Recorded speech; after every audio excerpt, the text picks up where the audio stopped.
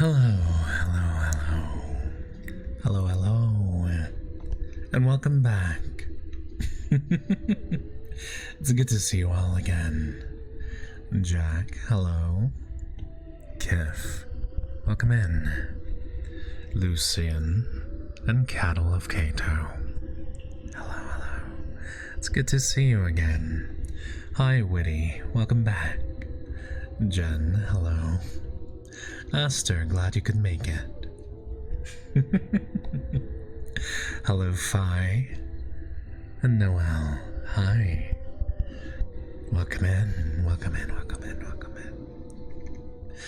And hello, Kyo. Hi, Juno. Good to see you. Enjoy your dinner, Kyo. And thank you for the lurk, Noel. Hi, Kaijon. Thank you for the head pat. Good evening, Lord. Hi, Sphinx. Hello, Sphinx. Good to see you.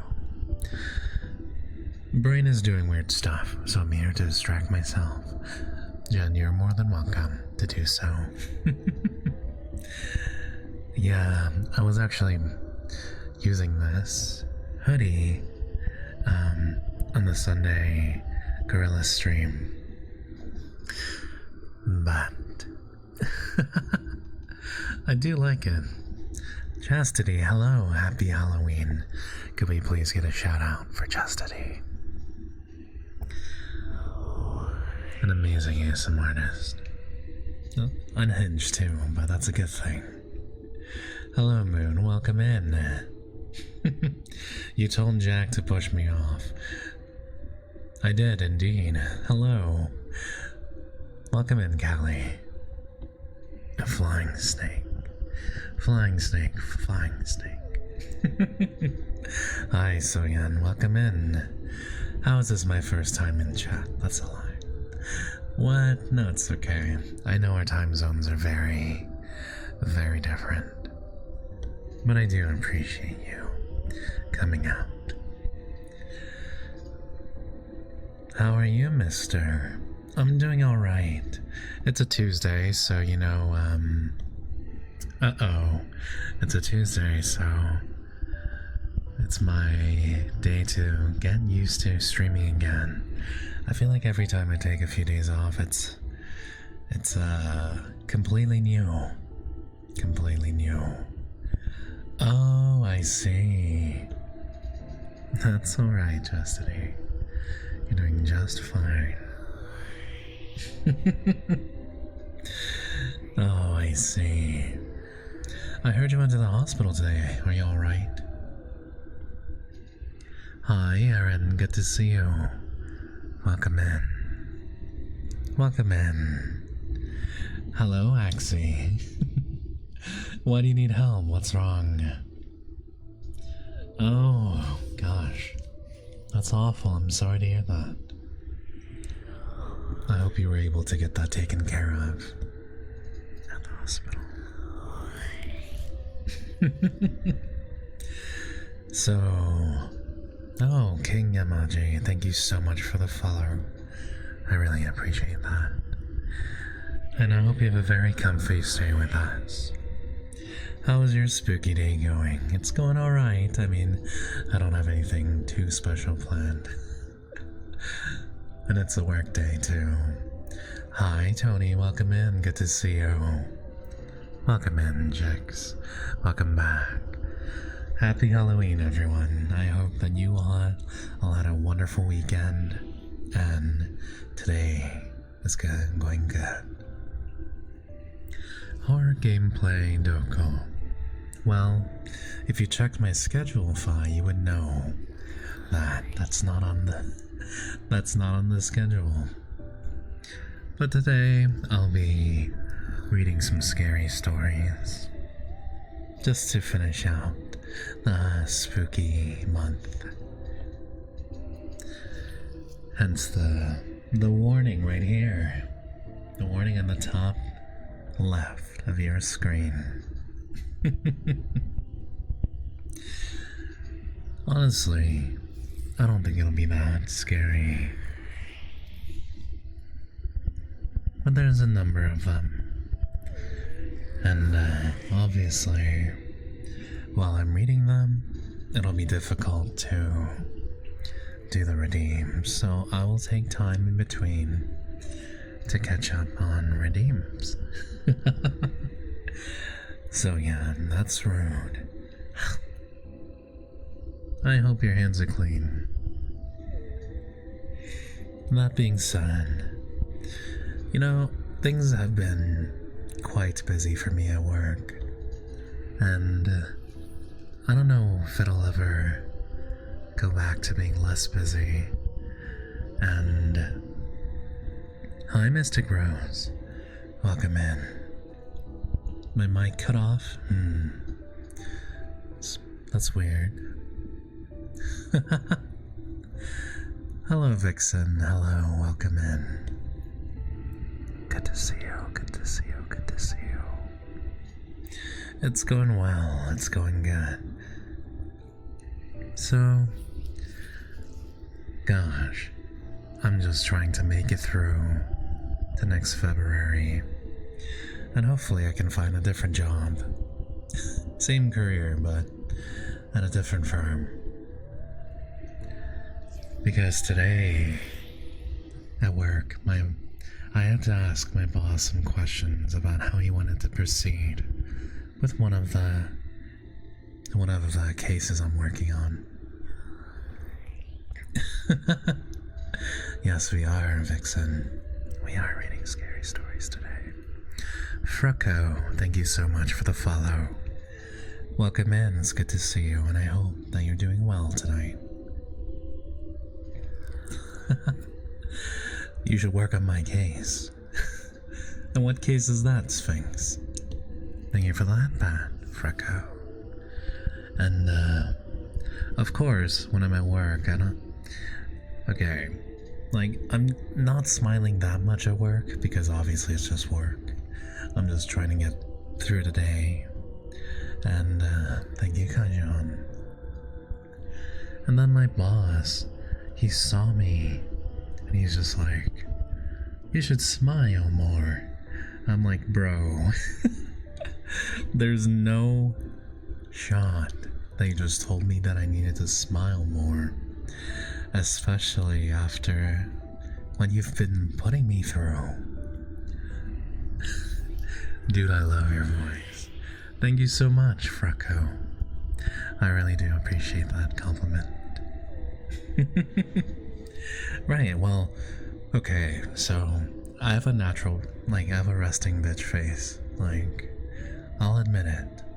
But I was definitely not smiling at all in the past several months. Welcome back. Yo, hope you got a nice dinner. Oh my goodness. Beehive, welcome. Thank you for the raid. Thank you for the raid. Were you streaming, and what were you streaming tonight?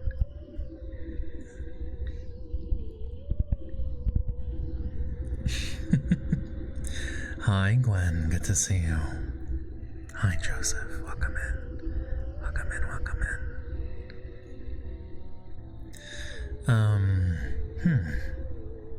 Okay, I got the stretch redeem, so fine. Just be aware of that. Yeah, I know, right? It's getting so cold. Thank you, Gwen. It's getting so cold here, too. We actually had the first snow of the season. Alright, I'm gonna stretch.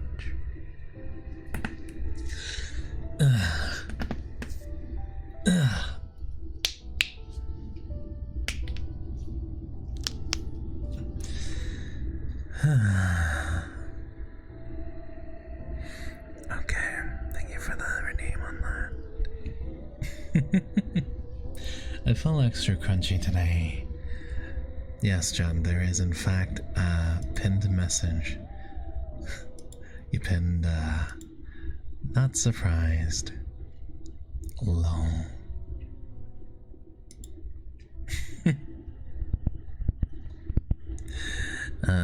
Thank you for that, Bat Cow. No, you guys are No, you're doing well. It's okay. You're good. You're good. You're doing alright. You're doing alright. So, it's been good. It's been a good day. You know, I actually was so busy I didn't get a chance to eat. So then I ordered a sandwich like an hour and a half ago. But like I got it like 30 minutes ago and I had to scarf it down because I don't want to eat on stream. I don't want to. That's just not who I am. So I'm just scarfing down this sandwich like a wolf.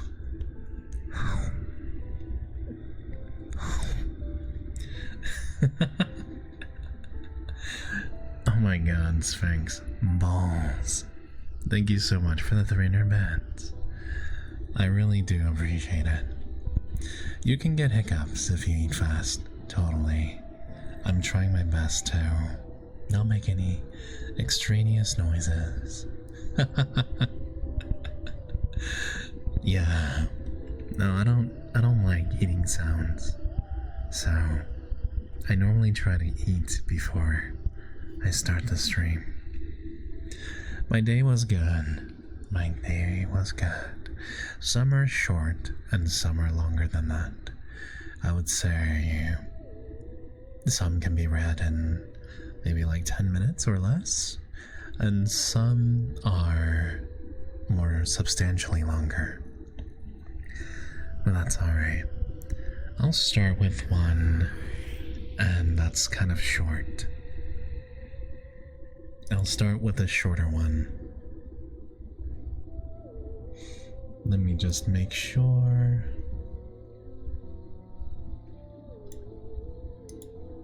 Okay.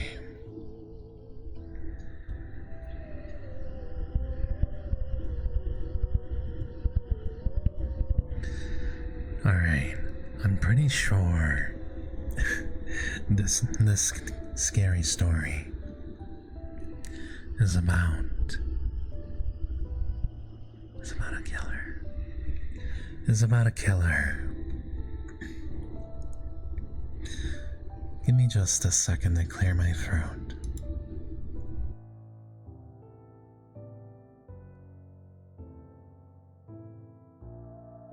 My god. But, a killer. My god, things have been so crazy, the weather. It's like so freaking cold. I had to break out my winter jacket today.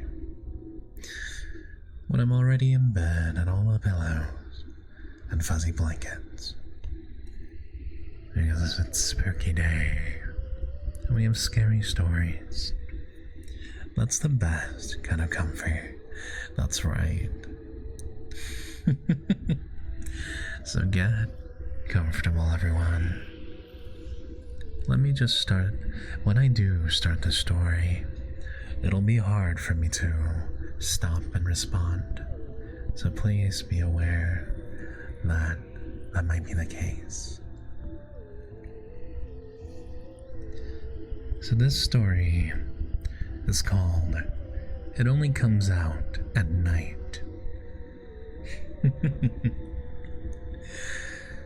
If you leave Los Angeles by the way of San Bernardino, headed for Route 66 and points east, you must cross the Mojave Desert. Even after needles on the border, however, there is no relief. The dry air only thins further as the long, relentless climb continues in earnest. Flagstaff is almost 200 miles, and Winslow, Gallup, and Albuquerque are too many hours away to think of making without food, rest, and mercifully sleep. It is like this. The car runs hot, hotter than it has ever before, and the plies of the tires expand and contract until the side walls begin to shimmy slightly as they spin on over the miserable Arizona roads, giving up a faint odor like burning hair in between the treads.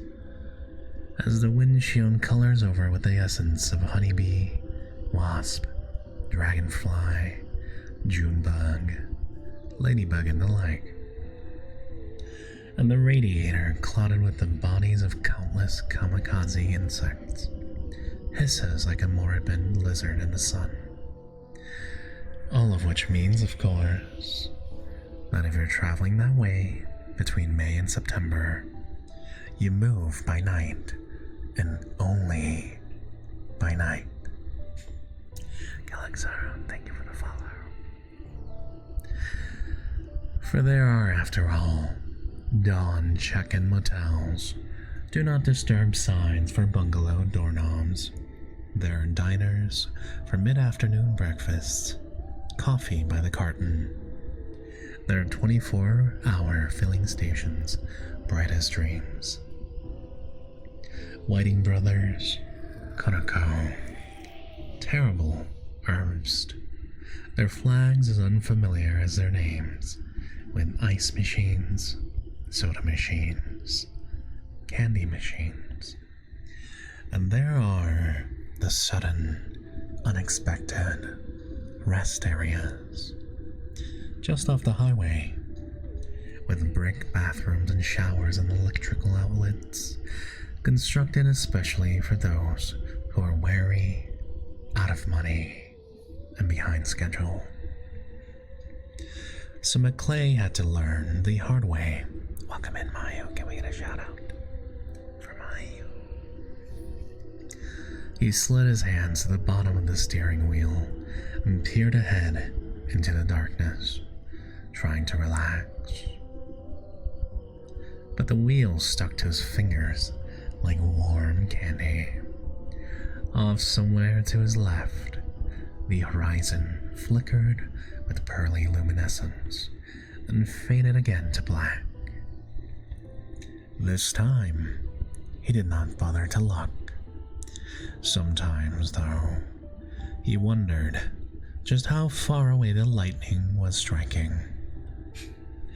Not once during the night had the sound of its thunder reached him here in the car. In the back seat, his wife moaned. The trip out had turned all but unbearable for her. 4 days it had taken, instead of the expected 2.5. He made a great effort not to think of it, but the memory hung over the car like a thunderhead. It had been a blur, a fever dream.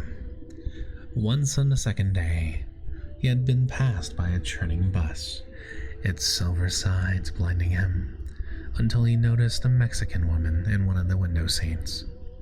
She was not looking at him. She was holding a swooning infant to the glass, squeezing water onto its head from a plastic baby bottle to keep it from passing out. McClay sighed, "Hello, Roxy," and fingered the buttons on the car radio. He knew he would get nothing from the AM or FM bands, not out here, but he clicked it on it anyway. He left the volume and the tone controls down, so as not to wake Evie. Then, he punched the seldom used middle button, the shortwave band, and raised the gain carefully until he could barely hear the radio or the hum of the tires. Static. Tss. Slowly, he whipped the tuner across the bandwidth, but there was only white noise. It reminded him a little of the summer rain. Yesterday, starting back the way it had sounded, bouncing off the windows. He was about to give up when he caught a voice, crackling, drifting in and out. He worked the knob like a safecracker, zeroing in on the signal. A few bars of music, a tone, Then a voice again. Greenwich Mean Time, then the station ID.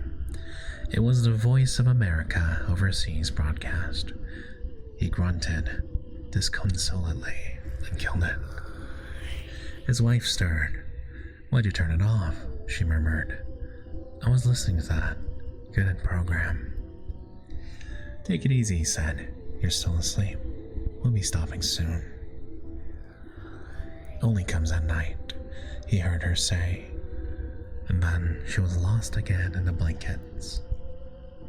He pressed the glove compartment, took out one of the automobile club guides. It was already clipped open. He flipped on the overhead light and drove with one hand, reading over for the 100th time the list of motels that lay ahead. He knew the list by heart, but seeing the names again reassured him somehow. Besides, it helped break the monotony.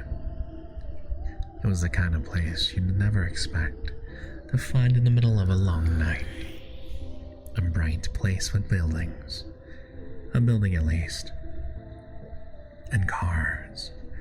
Other cars drawn off the highway to meet together in the protective circle of light. A rest area. You would have spotted it without the sign. Elevated sodium vapor lighting bathed the scene in an almost peach-colored glow, strikingly different from the cold, blue-white sentinels of the interstate highway. Are you guys getting excited? He had seen other rest area signs on the way out, probably even this one, but in daylight, the signs had meant nothing more to him than Frontage Road or Business District, next right. He wondered if it was a peculiar warmth of light that had made the small island of blacktop appear so inviting. McClay decelerated, downshifted, and left Interstate 40. The car dipped and bumped. Hello, Justin. Welcome in. Thank you for the first-time chat. He was aware of the new level of sound from the engine as it geared down for the first time in hours. He eased next to a Pontiac Firebird, towed the emergency brake, and cut the ignition. Thank you so much for the follow. I hope you have a wonderful stay here. He allowed his eyes to close and his head to sink back into the headrest. At last, the first thing he noticed was the quiet. It was deafening. His ears began to ring with the high-pitched whine of a late-night TV test pattern.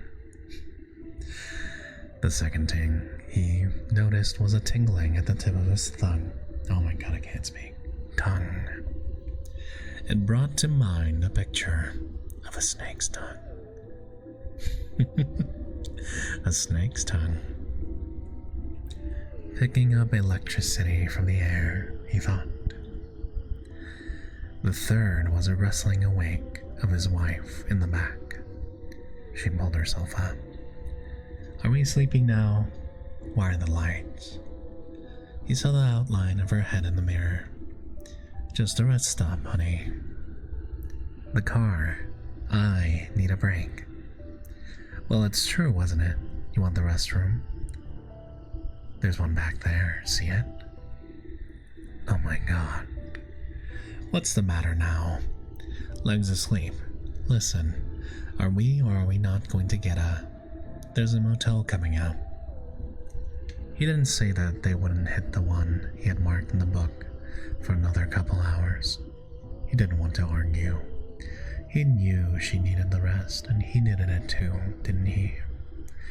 Think I'll have some more of that coffee though, he said. Oh my goodness. Hello, brownies. Hi, pretzel.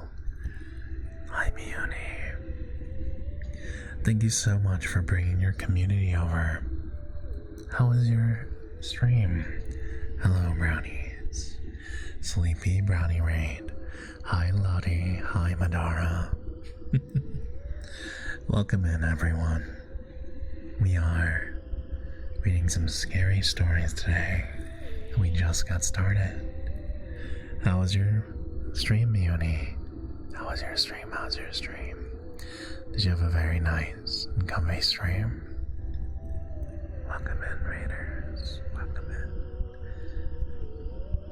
in. Hi, Lodi.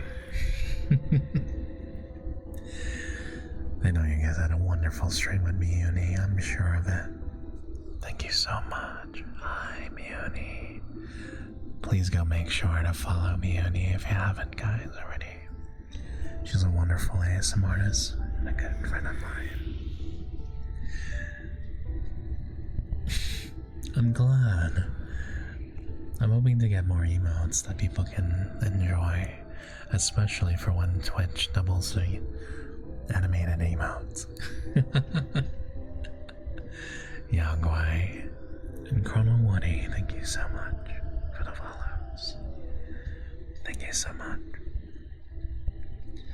So get comfortable. I understand if you need to rest, get something to eat, or simply go to sleep. But I'll be reading stories today, and I really appreciate you coming by. Thank you, Mioni. Thank you. Thank you, thank you.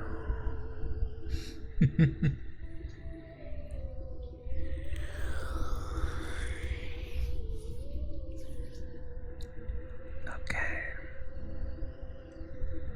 Isn't any more? She yawned. The door slammed.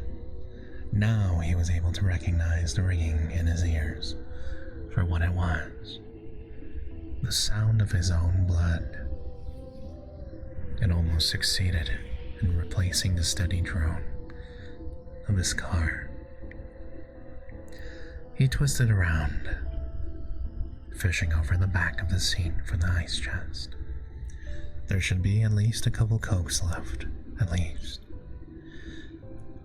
Hi, baby buddy. His fingers brushed the basket next to the chest, riffling the edges of the maps and tour books. Oh my god.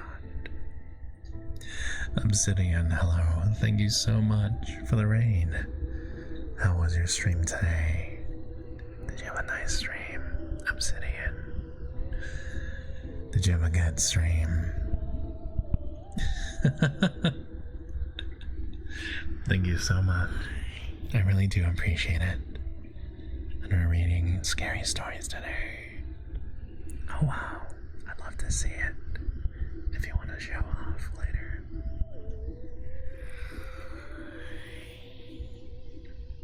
Bonsoir, Miss Lovely. Welcome in, welcome in.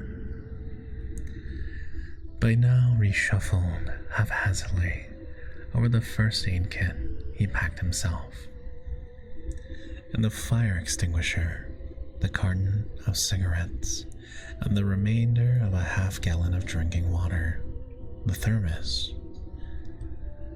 He popped the top of a can.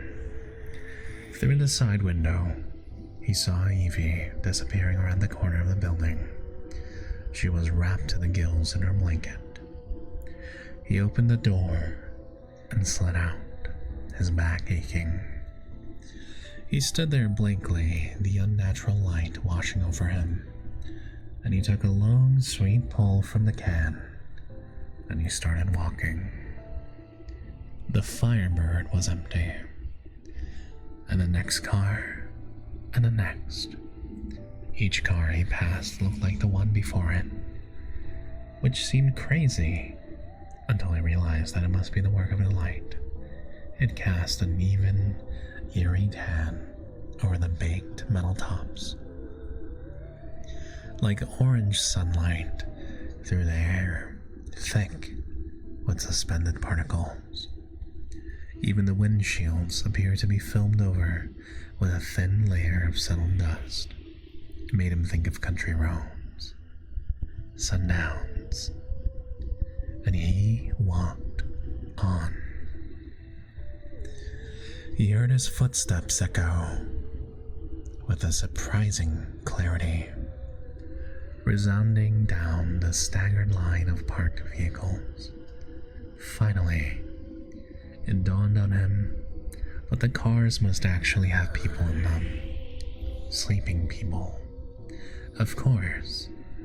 Well, hell, he thought, watching his step.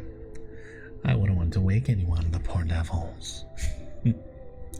Besides the sound of his own footsteps, there was only the distant swish of an occasional car on the highway. From here, even that was only a distant hush, growling, and then subsiding like waves on the nearby shore. He reached the end of the line and turned back. Out of the corner of his eye, or thought he saw, a movement by the building. It would be Evie shuffling back. He heard the car door slam, and he recalled something he had seen in one of the tourist towns in New Mexico, circling the park in Taos. That was where they had been. He had glimpsed an ageless Indian wrapped in a typical blanket, ducking out of sight into the doorways of a gift shop with a blanket over his head. That way. The Indian had somehow resembled an Arabic person, or so it had seemed to him at the time. He heard another car door slam. That was the same day, was it only last week, that she had noticed the locals driving with their headlights on. In honor of something or another, some regional election perhaps. My face speaks for itself, drawled Herman J. Trujillo, candidate for sheriff. She had insisted at first that it must be a funeral procession. I am OJ, welcome. Though for whom she could not guess. And then McClay came to the car, stretched a last time, and he crawled back in. Evie was bundled safely against the back seat, and he lit a cigarette, expecting her to voice any second, complaining and demanding that he roll down the windows at least. But as it turned out, he was able to sit undisturbed as he smoked it down almost in a filter. Paguate, blue water, thorough, he blinked. Clagato, Joseph City, Ashfork. He blinked and tried to focus his eyes from the taillights a half a mile ahead to the bug-splattered glass, then back again. A forest national park. He blinked, trying to refocus, but it did no good. A twitch started on the side of his face, close by the corner of his eye. He strained at the road sign, the names and mileages, but instead, a seemingly endless list of past and future shops, and detoured, shimmered before his mind's eye. I've had it, he thought. Now suddenly, it was catching up with him. The hours of repressed fatigue. He felt a rushing out of something in his chest. No way to make that motel.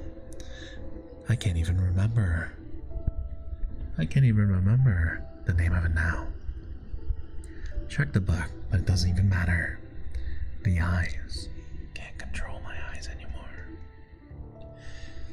Well, he could try for any motel, whatever turned up next.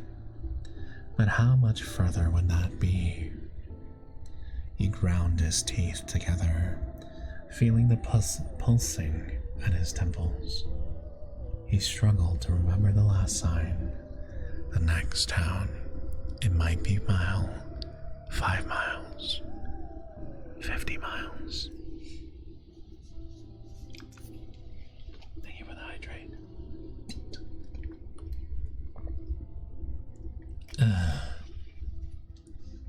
Thank you. Think, he said. He thought it. He didn't know which. Hey, that's rude.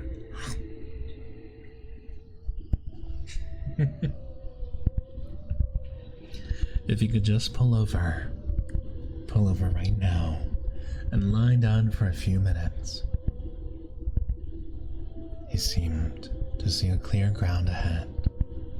No rocks, no ditch, the shoulder, just the head. Without thinking, he stopped into neutral and coasted, aiming for it, and the car glided to a stop. God, he thought. He forced himself to turn, reach into the back seat. The lid to the chest was already off. He dipped his fingers into the ice and retrieved 2 half-melted cubes, lifted them into the front seat, and began rubbing them over his forehead. He let his eyes close and saw the dull lights fire as he daubed at the lids. The rest of his face, and then his forehead again. As he slipped the ice into his mouth and chewed, it broke apart as easily as snow. I'm a terror, welcome in. And he took a deep breath. He opened his eyes again. At that moment, a huge tanker roared past, slamming into the aftershock of the air at the side of the car. The car rocked like a boat at sea. No, it was no good. He could always turn back, couldn't he? And why not? The rest area was only 20-25 minutes behind him. He could pull out and hang a U and turn back just like that. And sleep. It would be safer than here. And with luck, his wife wouldn't even know. An hour's rest, maybe 2. And that's all he would need. All he would need. Unless there's another rest area ahead. How soon? He knew that the second wind he felt now wouldn't last, not for more than a few minutes. It wasn't worth the chance. He glanced in the rear view mirror. Evie was still down, a lumped mound of blankets and hair. Above her body, beyond the rear window, the raised headlights of another monstrous truck, closing ground fast. He made the decision. He slid into first, swung out in a wide arc, well ahead of the blast of the truck, and worked up to 4th gear. He was thinking with the warm, friendly lights he had left behind. He angled in next to the Firebird and cut the lights. Cut the lights, cut the lights, cut the lights. He reached for a pillow from the back, but why bother? It would probably wake his wife anyways. He wadded up his jacket and jammed it against the passenger armrest and lay down. First he crossed his arms over his chest, then behind his head. Then he gripped his hands between his knees. Then he was on his back again, his hands at his sides, and his feet cramped against the opposite door. And his eyes were wide open, wide open, wide open. He lay there, watching chain lightning flash on the horizon. Finally, he let out a breath that sounded like all the breaths he had ever taken going out at once, and drew himself up. He got out and walked over to the restroom, and inside he saw white tiles and bare lights. His eyes felt raw, peeled, finished. He washed his hands but not his face. That would only make sleep more difficult. Outside again, and feeling desperately out of sync, he listened to his shoes falling hollowly on the cement. Good night, Fire. Good night, good night, good night. Sleep well. Sweet dreams. Next week, we've got to get organized. He said this, he was sure, because he heard his voice coming back to him, though with a peculiar, empty resonance. Well, this time tomorrow night, he would be home. As unlikely as that seemed now, he stopped, bent over the water fountain for a drink. The footsteps did not stop. Now wait, he thought. I'm pretty far gone, but he swallowed. His ears popped. The footsteps stopped. Hell, he thought. I've been pushing too hard. No, it was my fault. My plan this time to drive nights, sleep days. Just so as long as you can sleep. Easy, take it easy. He started walking again, around the corner and back to the lot. And at the corner he thought he saw something move at the edge of his vision. He turned quickly to the right, in time for a fleeting glimpse of something, or someone, hurrying out of the sight into the shadows. Well, the other side of the building housed a women's restroom, so maybe it was Evie. He glanced towards the car, but it was blocked from his view, and he walked on. Now the parking area resembled an oasis lit by the firelight, or a western camp. The cars rimming the lot on three sides in a manner of wagons gathered against the night. Strength in numbers, he thought. Again, each car he passed looked at the first like every other. It was a flat light, of course, and they were the same cars he had seen half an hour ago, and the lights still gave them a dusty, abandoned look. He touched the fender, and it was very dusty. But why shouldn't it be? His own car had probably taken on quite a layer of grime after so long on these roads. He touched the car, and then the next car, and then the next, and each was so dirty that he could have carved his name without scratching the paint. He had an image of himself passing this way again. A year from now, say, finding the same cars parked here, the same ones. What if some of these cars had been abandoned, overheated, exploded, broken down, one midday, and left here by the owners who never returned? Who would even know? It was just a thought anyway. His head was buzzing. He leaned back and inhaled deeply, as deeply as he could at this altitude. But he did hear something, a faint tapping, tapping, tapping, tapping, tapping, tapping.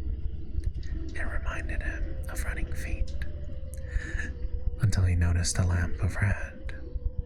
There were hundreds of moths against the high fixture, their soft bodies tapping as they struck and circled again to the lens. He took another deep breath and went back to his car. He could hear it ticking cool down before he got there. Idly, he rested a hand on the hood. Warm, of course. The tires he touched on the left front. It was taut, hot as a loaf from the oven. And when he took his hand away, the color of the rubber came off on his palm like burnt skin. He reached for the door handle. He looked closer and saw a wavy, mottled pattern covering his unwashed car, and then he remembered the rain yesterday afternoon. He glanced over at the next car. It too had the imprint of dried raindrops, but close up he saw that the marks were superimposed in layers, over and over again. The Firebird has been through a great many rains. He touched the hood, and it was cold. He removed his hand and a dead moth clung to his thumb. He tried to brush it off, but other moth bodies stuck in its place. Then he saw countless, shriveled up, mummified moths pasted over the hood on the top, peeling chips of paint. His fingers were coated with the powder from their wings. Hello, Shimizu, welcome in. He looked up, and high above, backed by banks of rolling cumulus clouds, the swarm of moths vibrated above the bright, protective light. So, the Firebird had been here a very, very long time. He wanted to forget it, to let go. He wanted to get back in the car. He wanted to lie down, lock it out, everything. He wanted to go to sleep and wake up in Los Angeles. But he couldn't. He inched around the Firebird until he was facing the line of cars. He hesitated a beat, then started moving. A LeSabre, a Cougar, a Chevy van, a Corvair, Ford, a Mustang, and every single one was overlaid with grit. He paused by the Mustang. Once, how long ago? It had been a luminous candy apple red, probably belonged to a teenager, and now the windshield was opaque, the body dulled to peculiar shades he could not place. Feeling like a voyeur at a movie theater, McClay crept up to a driver's window. Dimly, he perceived two large outlines in the front seat. He raised his hands. Wait. What if there were two people sitting there on the other side of the window, just watching him? He put it out of his mind, and using 3 fingers he cut a swath through the scum on the glass and pressed close. The shapes were there. 2 headrests. He started to pull away, and happened to glance at the back seat, and he saw a long, uneven form. A leg, the back of a thigh, blonde hair, streaked with shadows the color of a coat, and delicate and silvery spider web spun between the hair and the collar. Hi, Kato. He jumped back. His leg struck the old Ford. He spun around, his arms straight. The blood was pounding in his ears. He rubbed out a spot on the window of the Ford and scanned inside. The figure of a man slumped on the front seat. The man's head lay on a jacket. No, it was not a jacket. It was a large, formless stain. In the filtered light, McClay could see that it was dried to a dark brown, and it came from the man's mouth. No, not the mouth. The throat had a long, thin slash across it, reaching nearly to the ear. He stood there stiffly, his back almost arched, his eyes jerking, trying not to close, the lot, the even light reflecting thinly from each windshield, the Corvair, the van, the Cougar, the LeSabre, the suggestion of shape within each one. The pulse in his ears muffled, and finally blotted out the distant gearing of a truck on the highway, the death rattle of the moths against the seductive lights. He reeled. He seemed to be hearing again the breaking open of doors and the scurrying of padded feet across paved spaces. He remembered the first time. He remembered the sound of a second door slamming in a place where no new car but his own had arrived. Or had it been the door to his car slamming a second time after Evie had gotten back in? If so, how? Why? And there had been sight of someone moving, trying to slip away, and for some reason now he remembered the Indian in the tourist town slipping out of sight in the doorway of that gift shop. He held his eyelids down until he saw the shop again, the window full of kachinas and tin gods and tapestries woven in a secret language. At last, he remembered it clearly. The Indian had been not entering the store, but he had been stealing away. McClay did not understand what it meant, but he opened his eyes, and as if for the first time in centuries, he began to run toward his car. If I could only catch my goddamn breath, he thought. He tried to hold on. He tried not to think of her, or what might have happened the first time, of what he may have been carrying in the backseat ever since. He had to find out. He fought his way back to the car against the rising tide of fear he could not stem. He told himself to think of other things, of things he knew he could control. Mileages and motel bills, time zones and weather reports, spare tires, flares and tubeless repair tools, hydraulic jack and Windex and paper towels, and tire iron and socket wrench and waffle cushion, and traveler's checks and credit cards, and adopt kit, and sunglasses, and sight savers and tear gas pan, and fiber tip pens and a portable radio, and alkaline batteries, and fire extinguisher, and desert water bag, and tire gauge and motor oils, and his money belt with identification sealed in plastic. In the back of his car, under the quilt, nothing moved, not even when he finally lost his control and his mind in a thick, warm scream.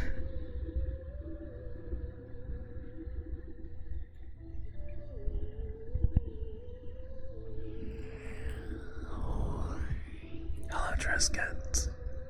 Welcome in. Welcome in, Triscuits. Welcome in, welcome in.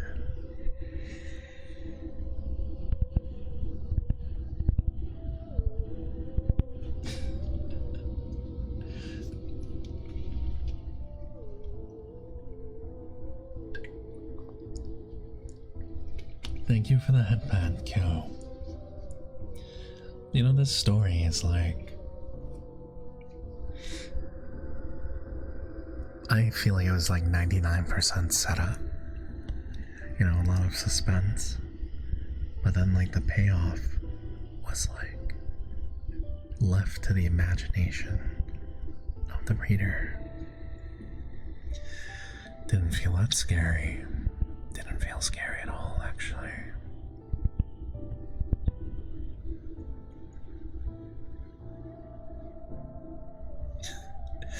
I think the point was, it was like it was a story written in the third person, but then at moments, he would just think about different things, and the way it's written, it's supposed to kind of demonstrate his fatigue and his, oh my god, what is this?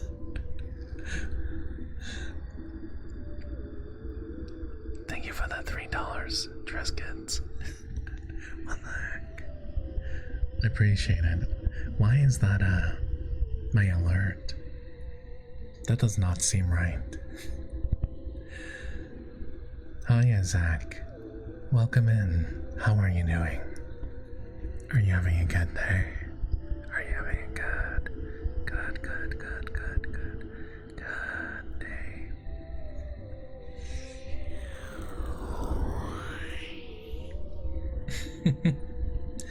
That's okay, Kato.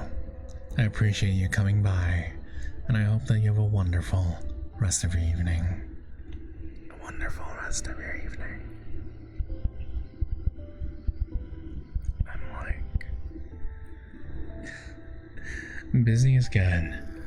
Means that you have lots of stuff to do. I don't know, I think being busy is good. Means you're being productive. You're being... yeah. You're keeping yourself away from idleness and boredom.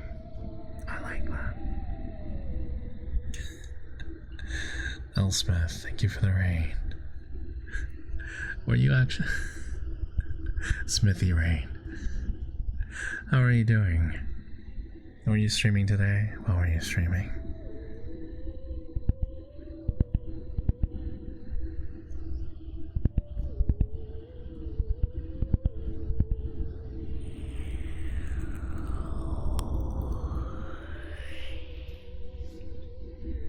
Yes, yes. Happy Halloween. Happy Halloween. I could do some trigger words like trick or treat. Trick or treat. Trick or treat. Trick or treat. Trick or treat. Trick or treat. Trick or treat. Trick or treat. What are you streaming? Trick or treat. Trick or treat.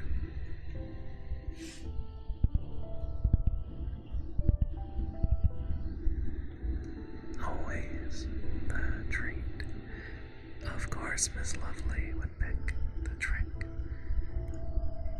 Trick, trick, trick, trick. Fall Guys, have fun.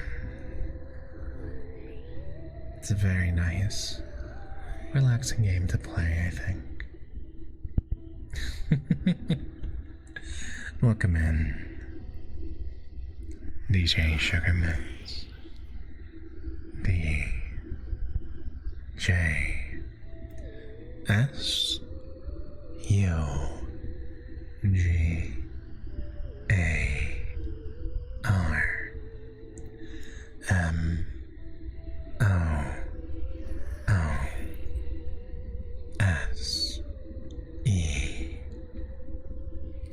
DJ Sugar Moose.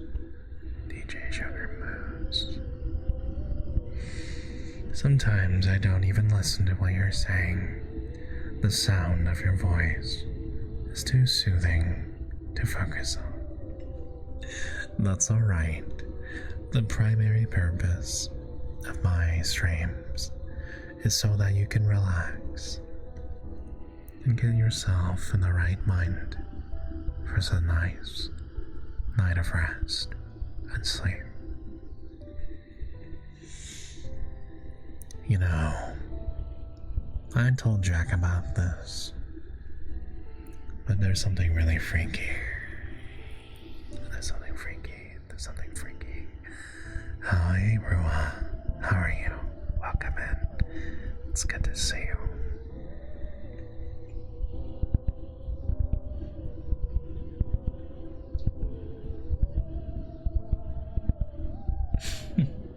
That's so sweet, Kyo. Whoops. What's happening? My camera is like, the webcam is doing some weird tracking, I guess.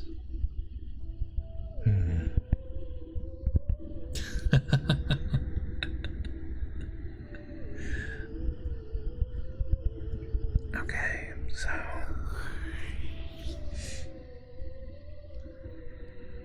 yeah.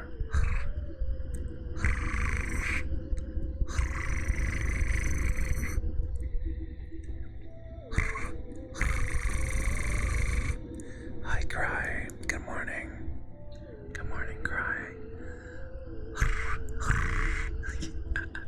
I can't do it right now.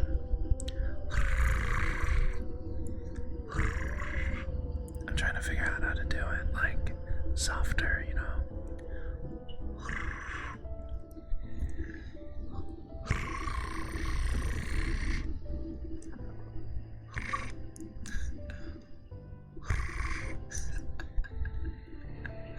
It's like kinda hard to do.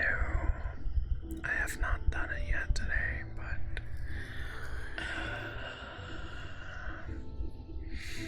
maybe I should pause it. Maybe it should be paused.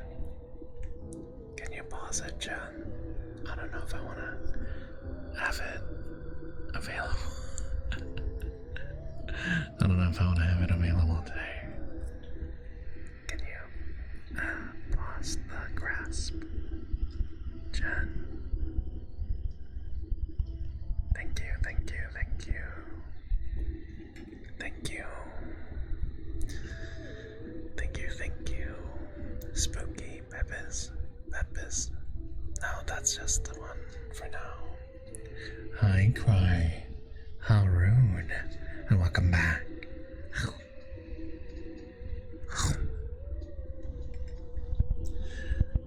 So did you guys know? Did you guys know something crazy? I used to have a sister, right? So right now, I have a younger brother. But I used to have a sister. And something happened many years ago. Let me just leave it at that. And for some reason, afterwards, my family just kind of pretended that she didn't exist, right? Like every time I'd bring her up, they just pretended like they didn't remember who she was. And even my brother, like we used to play so well together, all the three of us. Like he just, I don't know, he'd be normal and then I'd bring her out and then he'd just get really weird and just kind of like dodge the question, right?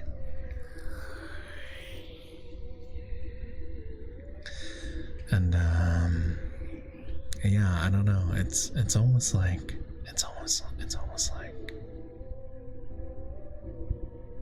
she didn't exist. And like it's gone to the point where like if I ever brought her up in a new family setting, they would just look at me like I'm crazy, like I'm just saying things like why would I have these memories, right? If like, you know, what they're purporting is true.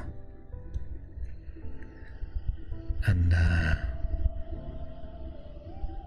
so like I swear to God, there was a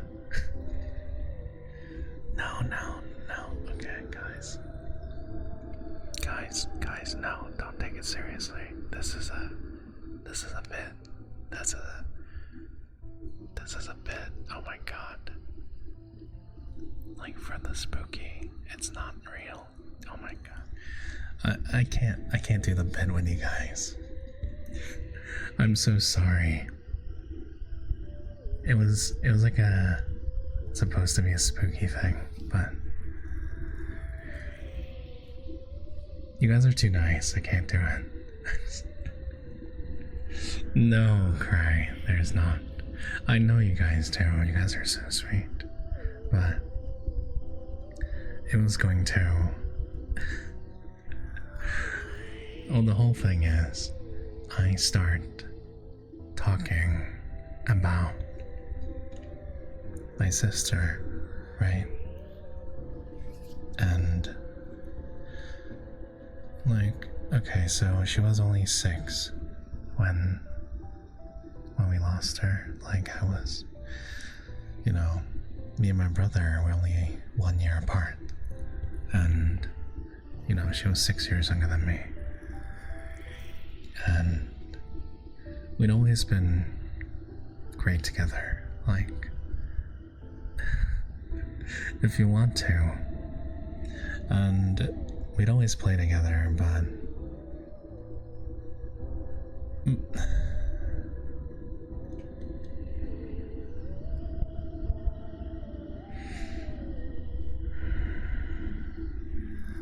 it's just that, you know, one day, like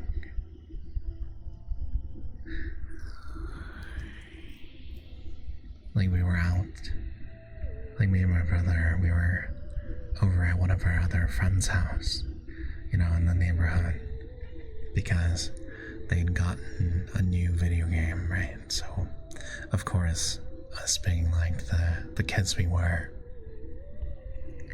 we we went over just to hang out. You know, despite, we were supposed to babysit our little sister. And then my parents, they were at work. So it was just supposed to be us three in the house. And then, for some reason, like my brother and I, we were, we'd be just gone for a few hours, like we'd be gone for like an hour or two just to see what it was all about, because all the kids in the neighborhood were going to my friend's house. We're going to my friend's house to play this new video game. I think it was Pokemon Stadium for the Nintendo 64. And of course, like, Pokemon was huge. It was huge. Like, when my dad first got me any sort of game, it was a Game Boy Color from the US when he went on a business trip. So all of us kids were gathered in my friend's house, and we were just trying to, like, watch and, have fun. But my sister was a little too young to come along.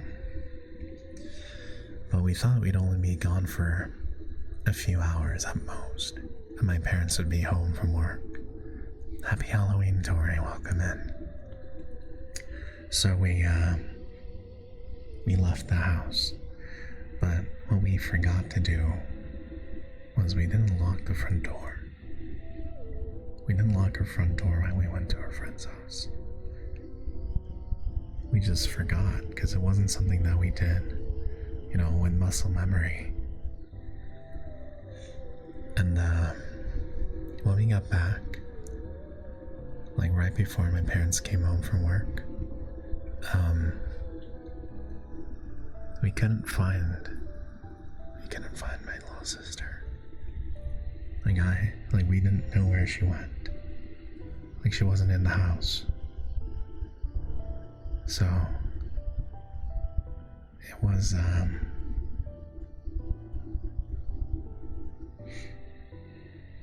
don't know, it was like I had no idea what to make of it at the time. Like I got 20 locks on my door, how do you forget? Well, like in the apartment that our family lived in at the time, there were only 2 door locks, and one of them we never even kept them locked. Can we get a shout out for Winter, please? Thank you. And when we came home, me and my brother, like stumbling in, laughing, like having fun, we rolled back into the house, only to realize our sister wasn't there. And it couldn't have been my parents, they weren't home yet. Alright, can we please ban LaFonte 13?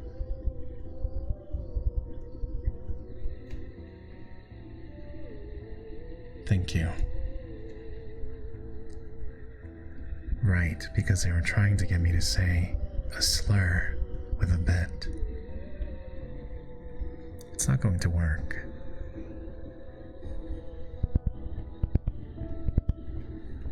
That's okay. So,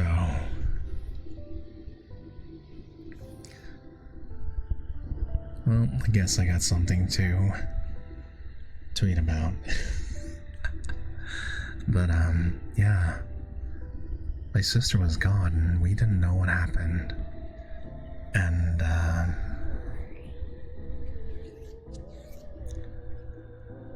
it's like I didn't know what happened at the time.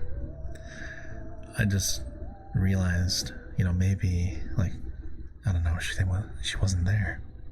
And then my parents came home, and they were like, where's your little sister? And I said, I don't know, because I really didn't know. And my brother also said he didn't know.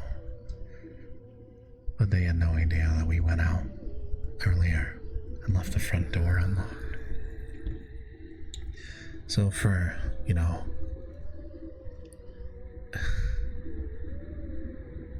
I don't know, we didn't find her.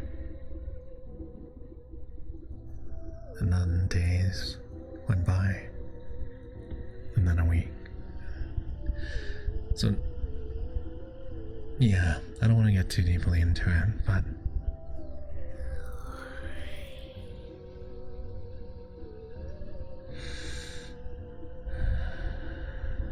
then, you know, it's been many years since then, and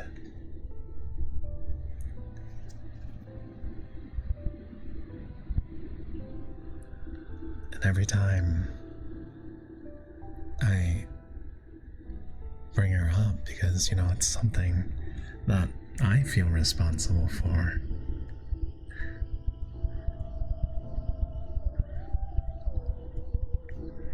it's always like, shut down. You know, like, they're just being weird about it.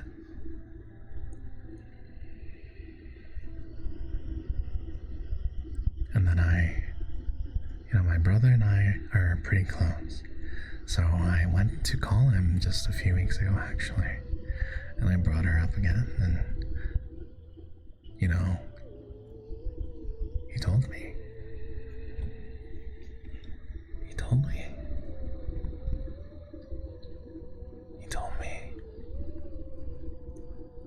that we never had a sister.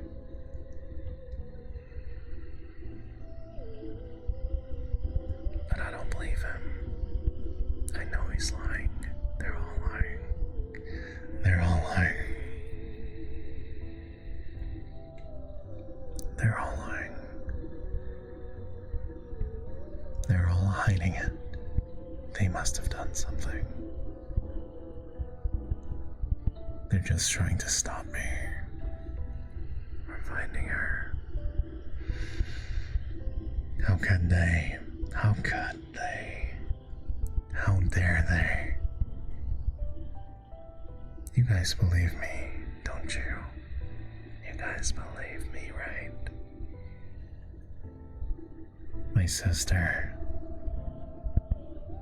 She's real. You believe me, right?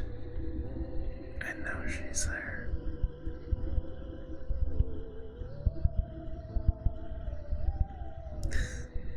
You need pat. Cry, what the?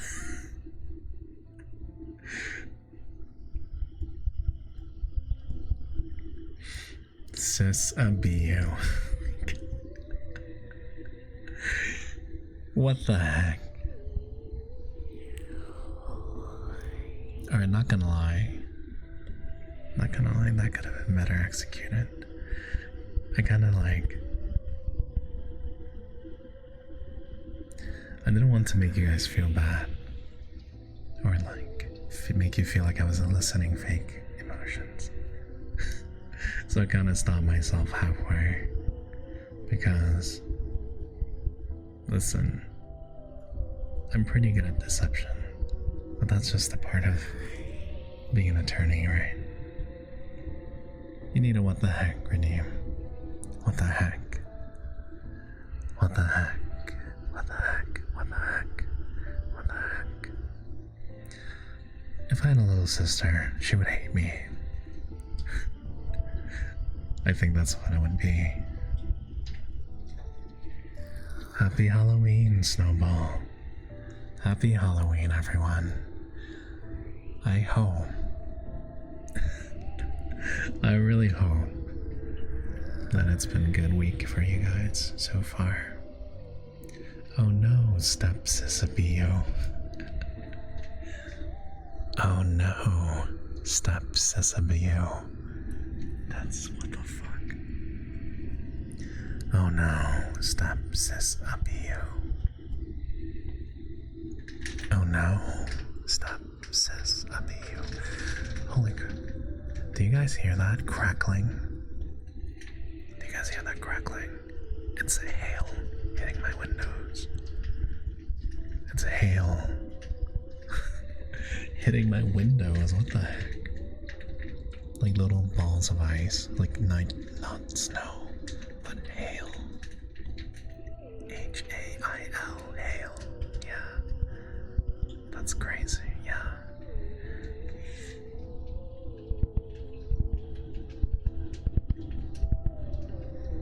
Not hell.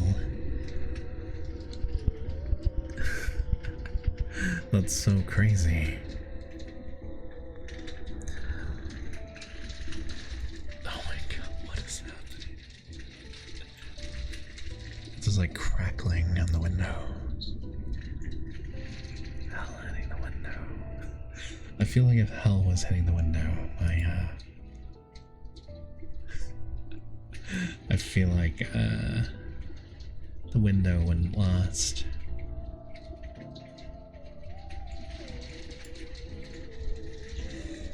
Triscuits, that's rude.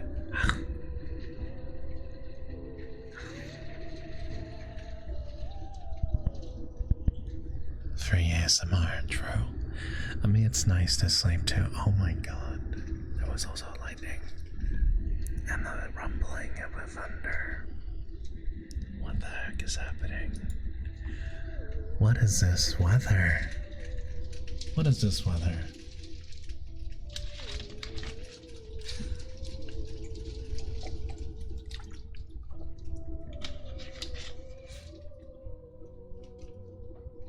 What is this weather? What the fuck?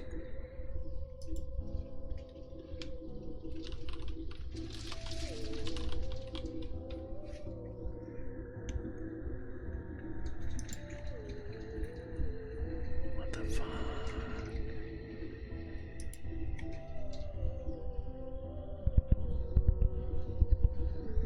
Happy Halloween, gent.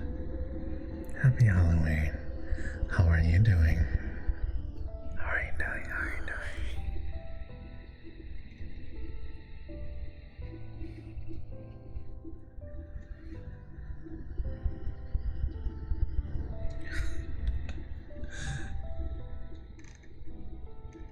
Okay, I got some really short, very short, scary stories.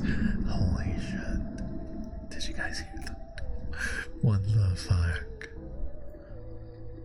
The wind is so strong that it already broke one of my windows. I'm sorry to hear that. Yeah, we have a wind warning right here. Right now. I think winds are like 80 miles per hour at least. It's crazy. I'm not going outside ever.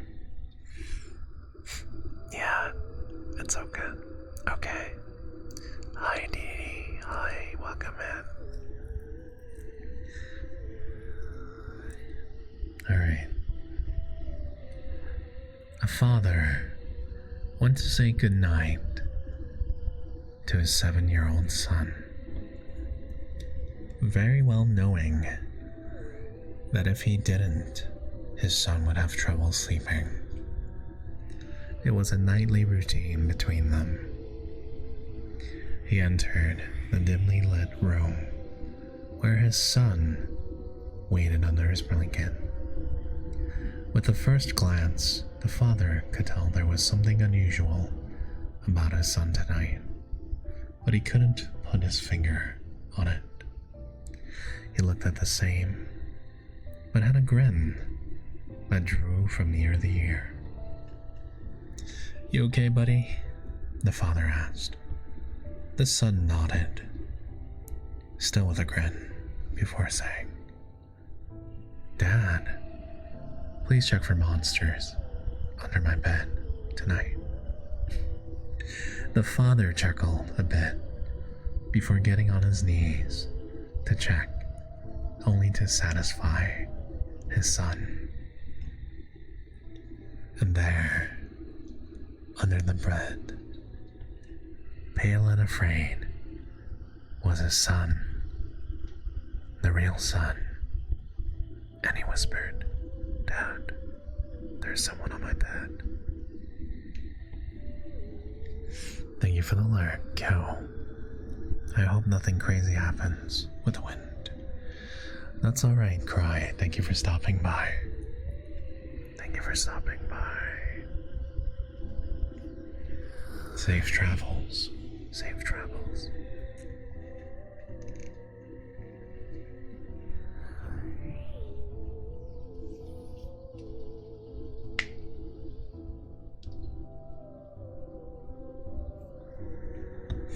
Alright, I'll read a bunch of really short, scary stories. Bunch of short stories. So you guys can enjoy without having to get too deep into the weeds on the details. So a hiker decided to go on a hike by himself. Something that he was not very used to. You know, the whole day was normal though. Trees and bushes engulfed his surroundings, and he enjoyed being outdoors in the mountains. Nothing seemed strange to him. That was until he was making his way back to his car. He figured an 8-hour hike was good enough, and the sky was already getting dark, and he needed to get back fast. What was odd was how much he didn't recognize the trail back, and he began to panic. Night had already taken over, and all he had was flashlight and no clue on how to get back. And he knew it was already too late.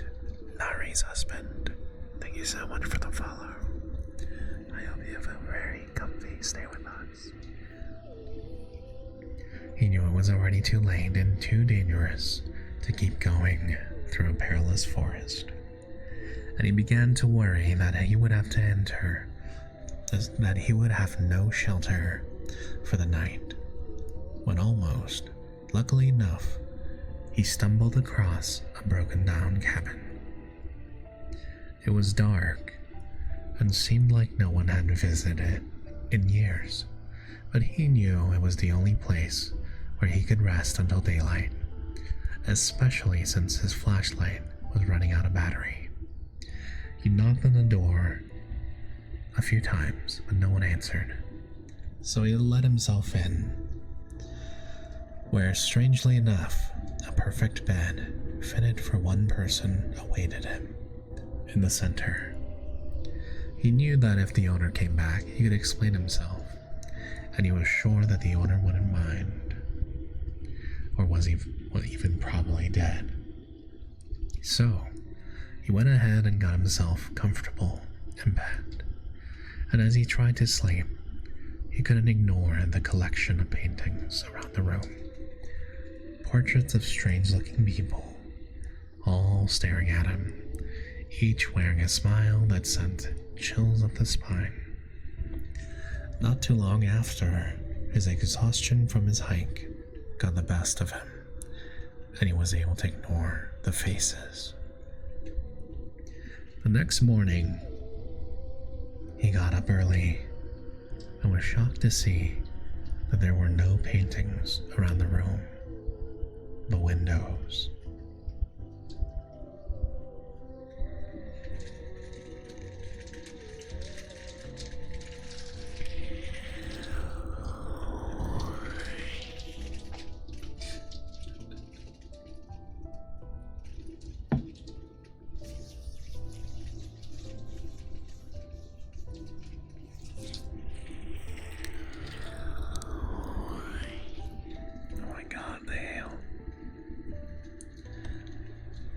Sean, welcome back, and thank you so much.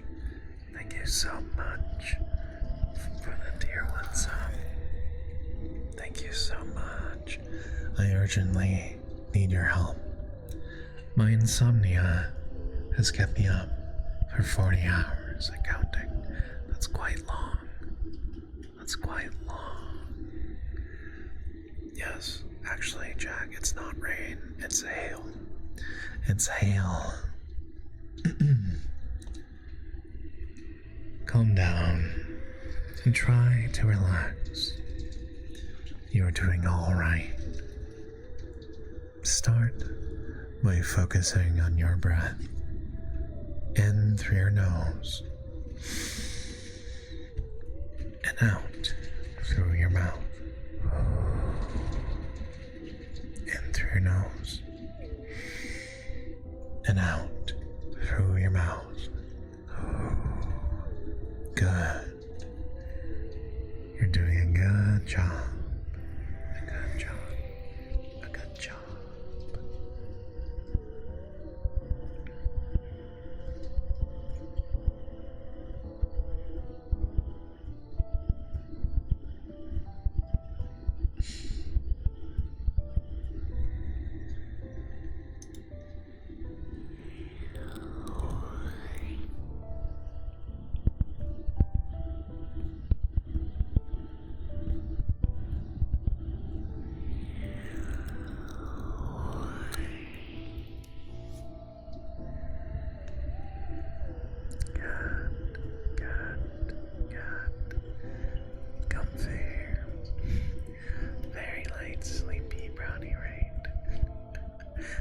Sunstrom, welcome, welcome. How are you, Sunstrom? How are you? Yes, as Tony said, you'll be alright. You'll be alright. You'll be alright. That's okay. Sleeping is good. Sleeping is good. Sleeping is good. Sleeping is good. Very, very good.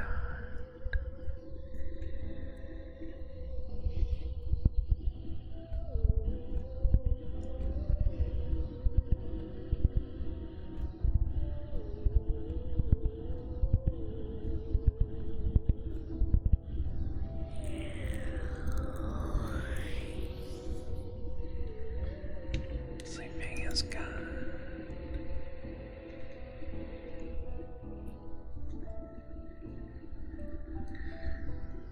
A man just moved into an apartment and heads to the receptionist to get his keys.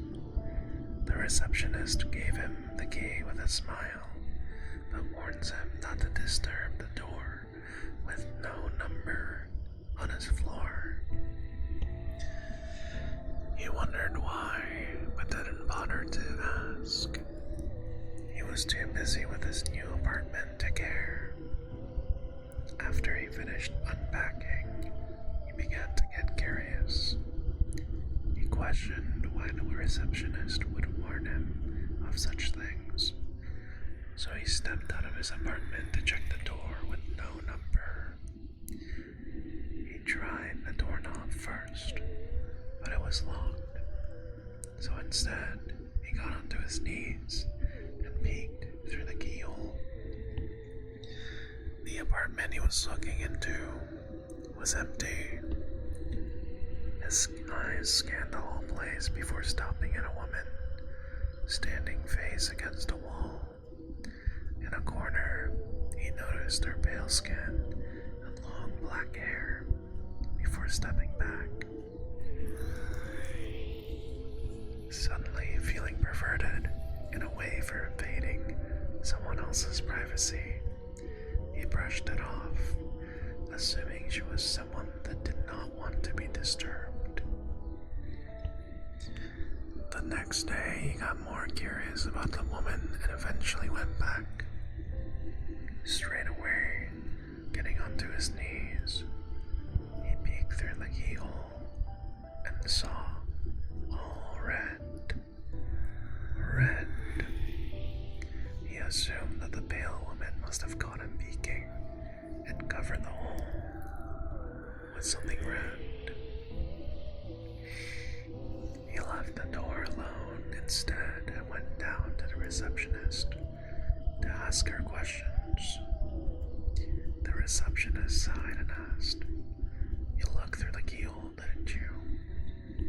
He admitted to it, and so she felt obliged to tell him the story. She told him that a couple used to live in that apartment a long time ago, but the husband went crazy and killed his wife. However, this couple wasn't normal.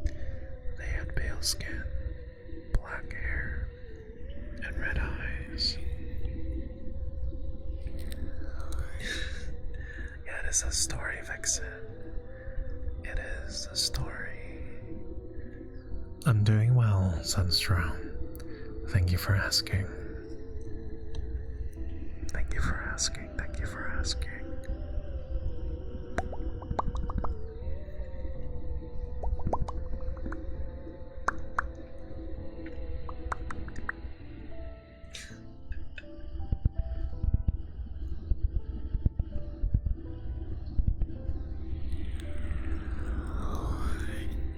Welcome back, yo. How's your windows? Are your windows alright?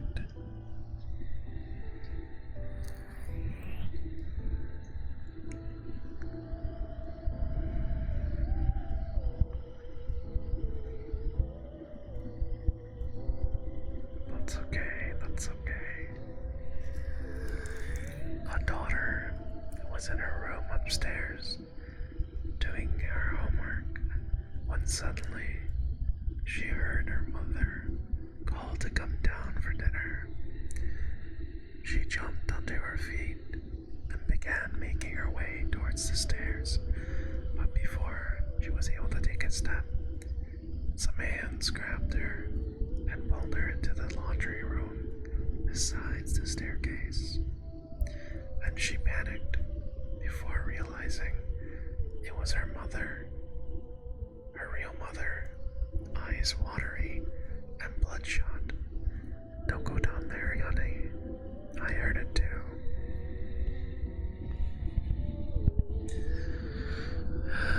Good, but the power went off, and since I'm alone, Sasa's voice made me jump at some point. I'm sorry.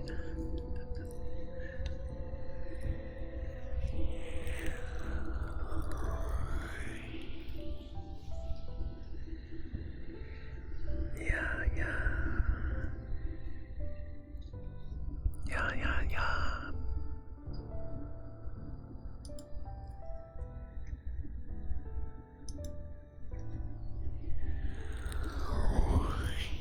This is really spooky night for me.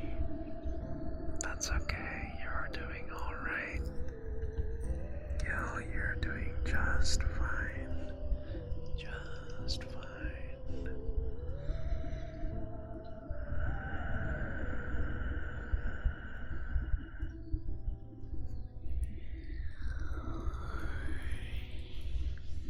You're alright.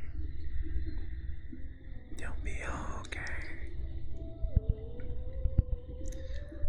Just focus on relaxing.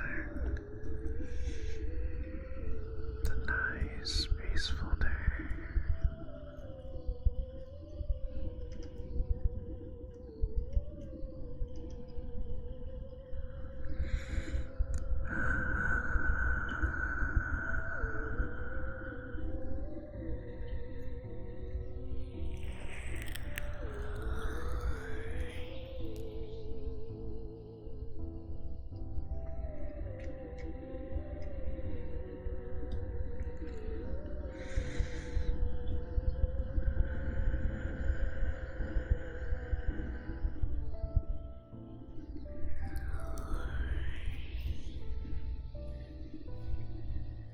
Thank you for the hydrate, Daishon.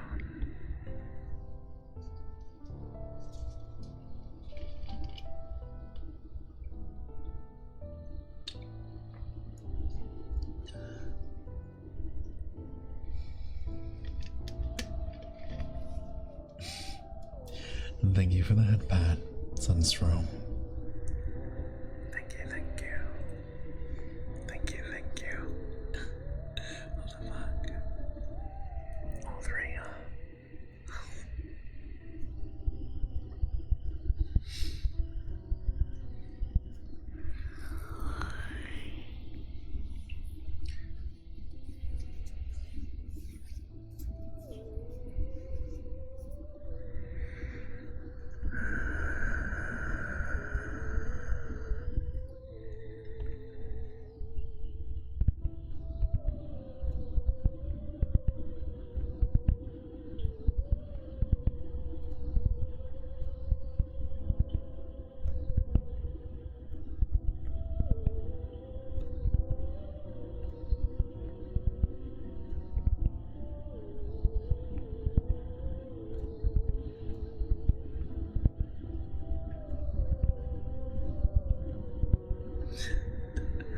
Sorry to hear that, Gil. But you're alright. You're alright. You're alright.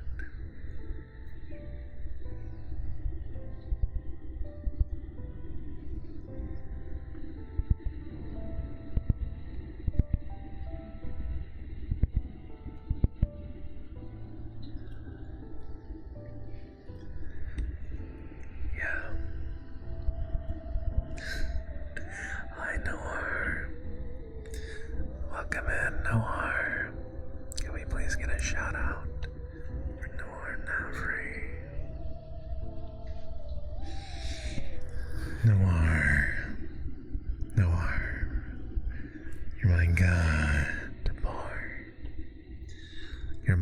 wonderful and sweet boy. You're so well behaved, and I'm very, very proud of you. I hope you know that I recognize your achievements and that you should be proud of yourself. My God, boy. My sweet and wonderful boy.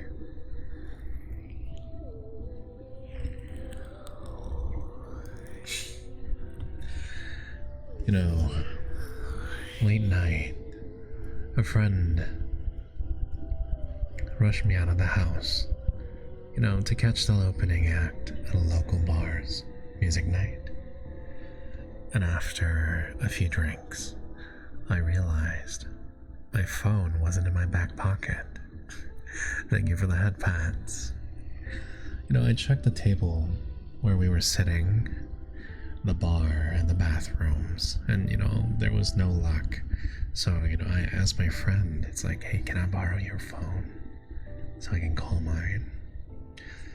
And then I called my phone, and after 2 rings someone answered, gave out this low and raspy giggle, and then I hung up. So I'm just like, okay, well, that's weird, and no one picked up again, so I just thought it would be a lost cause. I'd just get a new phone a different day.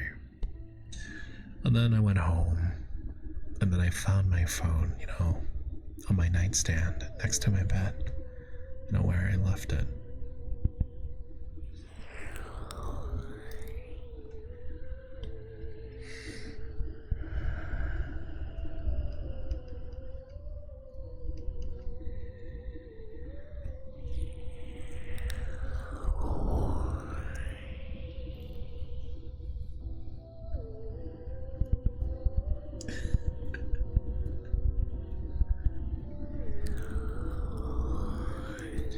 Tony, I'm very convinced that everyone is just asleep now.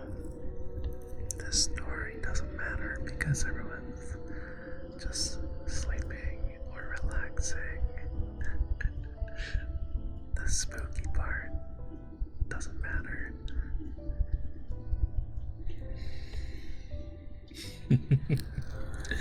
I'm awake, barely.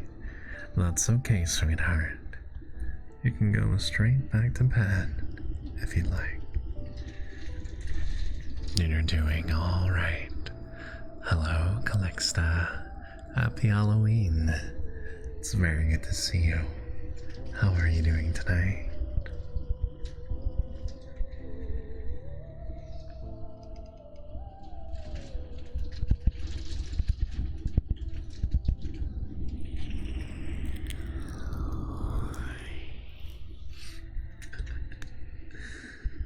I'm awake, but your voice is certainly cozy.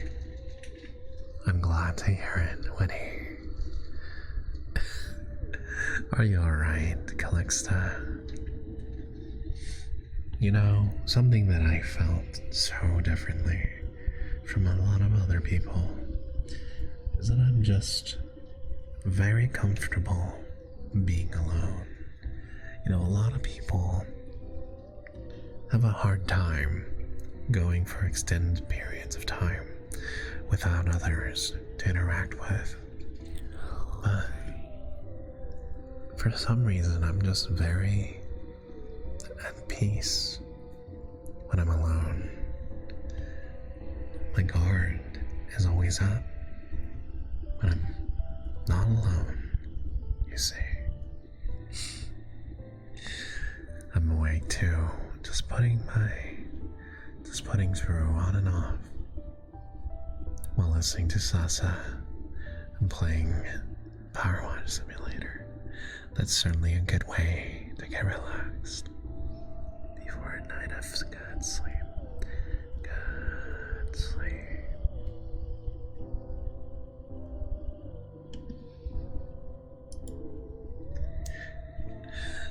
Yes, Jack, I'm giving you flashbacks about the sister story.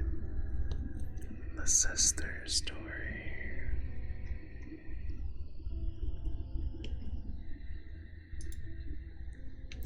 More like I'm content with playing League and listening to you. Oh, that's sweet.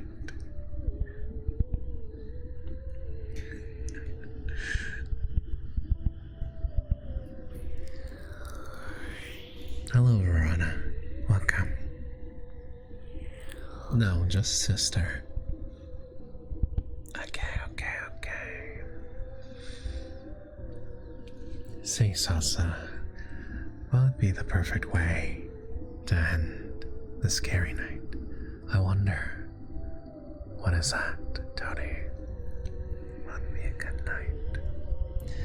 Verona, you're a naughty girl. A very bad girl. You know better than to show up without first saying hello. So demanding. Bad girl. You're supposed to at least greet me first. Naughty girl. Gen shit. Thank you so much for the follow. And I hope you're having a nice evening. Hello, Haru. Is it because I brought candy corns? Perhaps.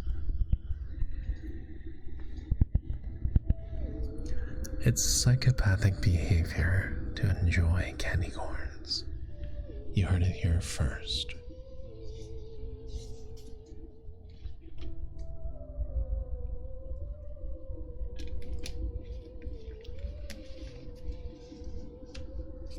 Hello, Xenix.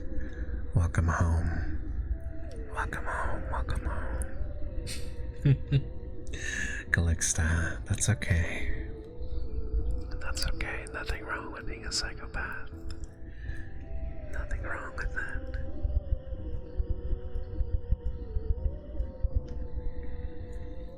Hello. Welcome in, it's very good to see you. Yeah, I mean, it just tastes like sugar, right? It's just very sugary. Isn't that sweet? Isn't that sweet?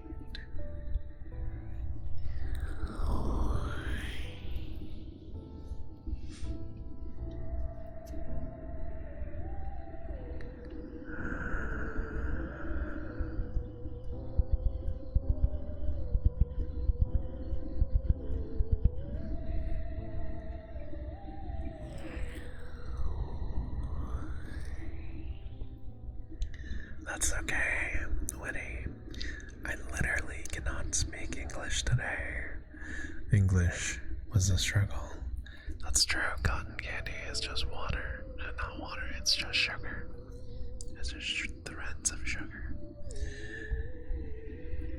My god, I cannot speak. I cannot speak.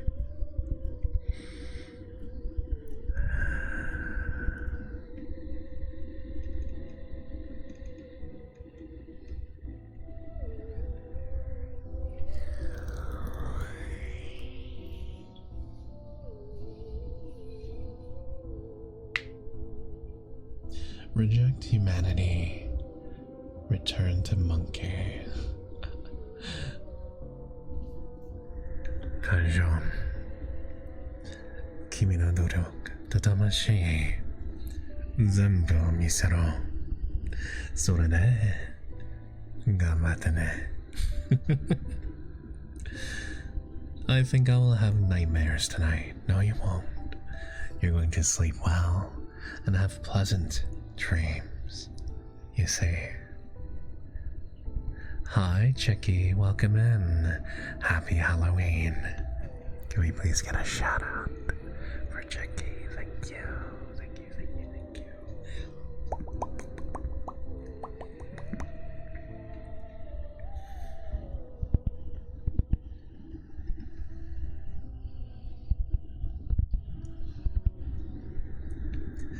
Yeah, I keep underestimating how long it actually takes to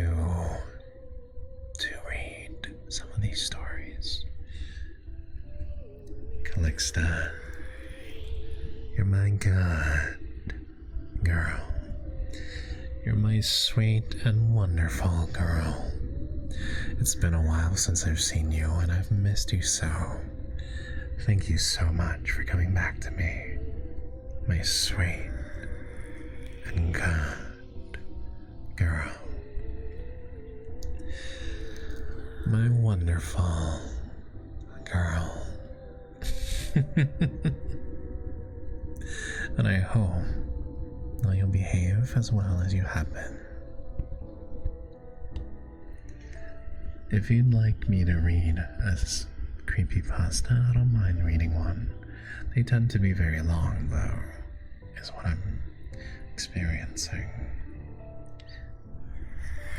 I hate it when my brother Charlie has to go away.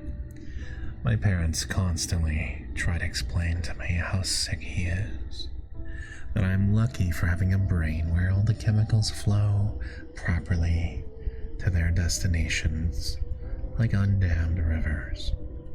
When I complain about how bored I am without a little brother to play with, they try to make me feel bad by pointing out that his boredom likely far surpasses mine, considering his confinement to a dark room in an institution. I always beg for them to give him one last chance, and of course they did at first. Charlie has been back home several times, each shorter in duration than the last. Every time, without fail, it all starts again. The neighborhood cats, with gouged out eyes showing up in his toy chest. My dad's razors found dropped on the baby slide in the park across the street. My mom's vitamins replaced by bits of dishwasher tablets. My parents are hesitant now, using last chances sparingly. They say his disorder makes him charming, makes it easy for him to fake normalcy and to trick the doctors who care for him into thinking he's ready for rehabilitation. And that I will just have to put up with my boredom if it means staying safe from him. I hate it when Charlie has to go away. It makes me have to pretend to be good until he's back. Dino Blinky. Well, it's more like a hoodie, actually. My dinner was ice cream. Oh my. Ice cream. That's not a very, very healthy dinner, is it? I take out food. Oh, what kind? Hi, apartment. Welcome back. It's good to see you. Good to see you. Good to see you. Good to see you.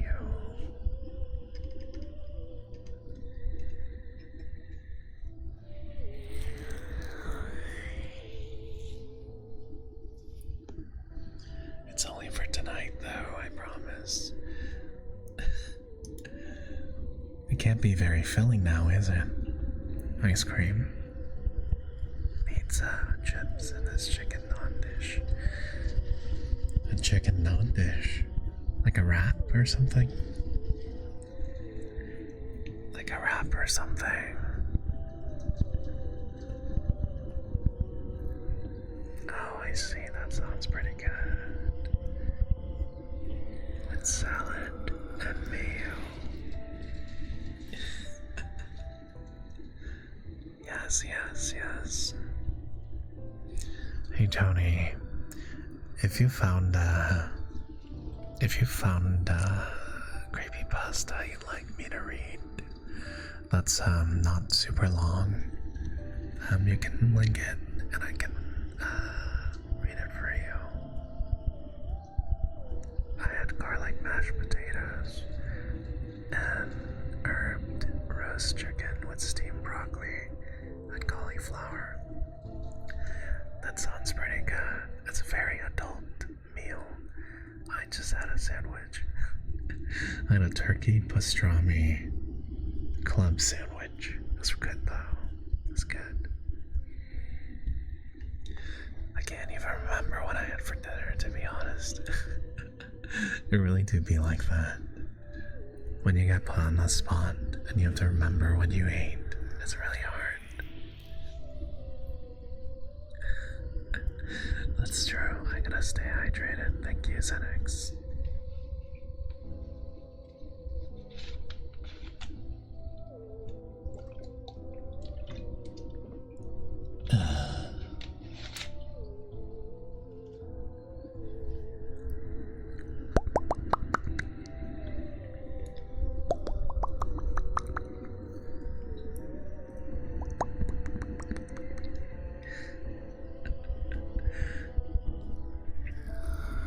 You know, guys, I'm really hoping that the next time I get to apply for partner, that I'll get it so that I can try incorporating variety things into my streams again. Because sometimes I just want to play games, you know. I love doing ASMR, I really do. But it's nice to have variety once in a while. It's like something I treat as an extra thing. So I'll try my best. I'll try extra hard so that we can get it. ASMR League. That's Road ZX. Thank you, Jen. Thank you, Mystic Rose. ASMR League when, you know, I did that before. I did ASMR League before. Hi, Nasli. How are you? Thank you so much for your follow. Yeah, well, that's for my birthday. Okay, so my birthday is December 4th, and that's a Monday, and I took that Monday off, and the Friday before that weekend. So I'm hoping I can plan something like over that weekend. That's fun and maybe a little different. And we can hang out for a long time if you want to.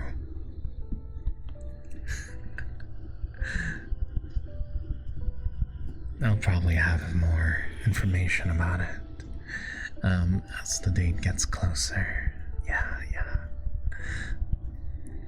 You're doing well. I'm glad that you're doing well, Nasli. I'm good too. Just we're nice and relaxed from tonight. Yes, I love games. You can try Jeff the Killer if you want. Isn't that kind of long?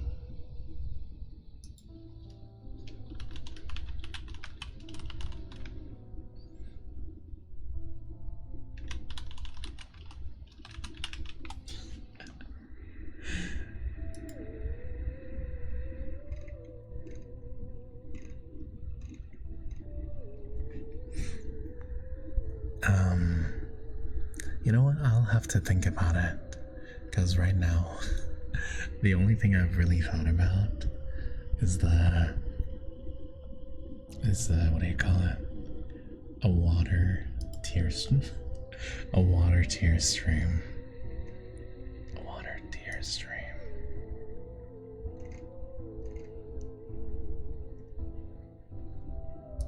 Oh, it's actually not that long, maybe. Wait. How long is this?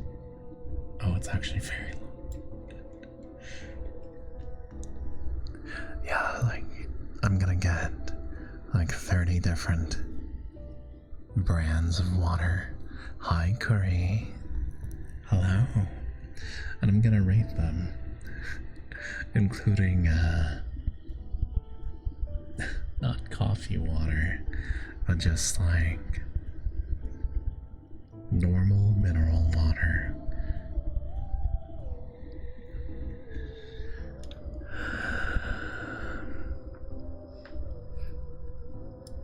Yeah, I think it'll take me at least an hour to read through all of this. Tony. I'm just looking at how many words there are. It's quite long.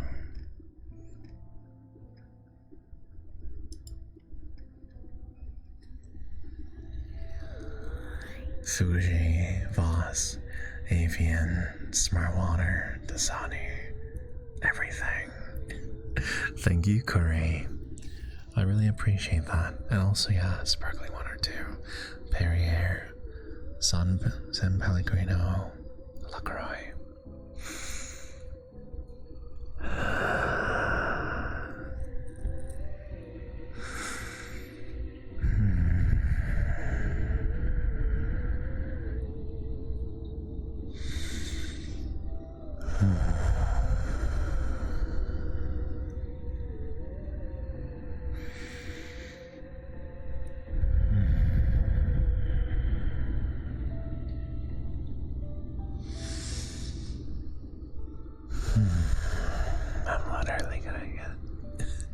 I'm gonna get so full from just water. Don't eat. What? No. Not allowed. No.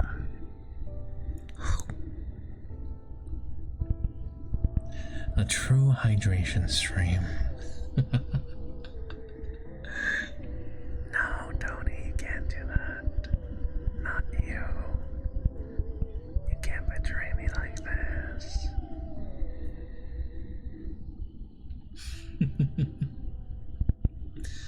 You already did. You already poked my face. Already did it. If you drink 5 gallons of water, you ascended to the next tier of moisturization. I don't know if I want to experience that. Jack, half awake. Thank you so much for your follow. I hope you're doing well, and I hope you have a nice and comfy stay with us. Wait, Chicky, isn't it very late for you? Isn't it very late? Are you having trouble sleeping? Drink 5 gallons of liquid death. Triscuits, you know, liquid date and liquid death is very expensive. 5 gallons of liquid death is gonna put me into bankruptcy.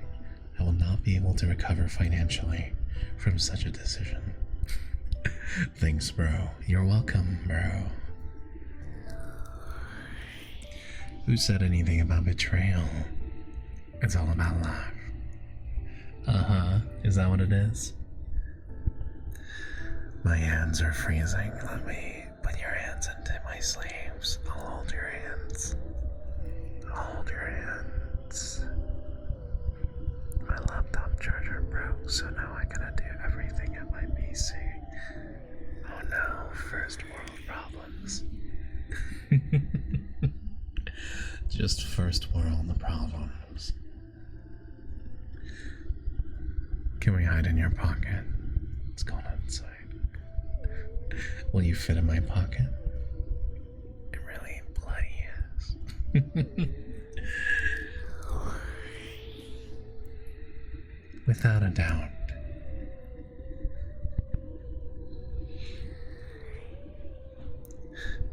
It's too hot here. Please, where is the cold?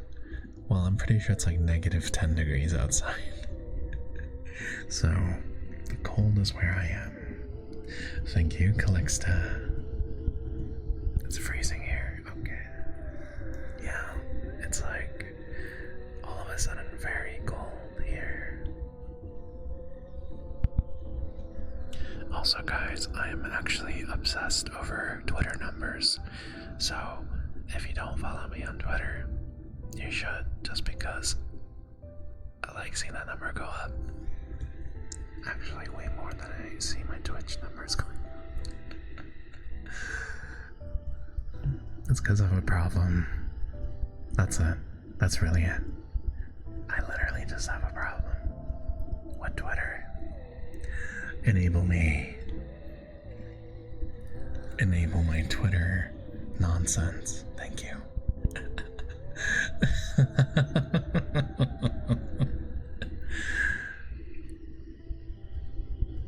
Yeah, well, formerly known as Twitter. But yes, same logic. Thank you for the hydrate.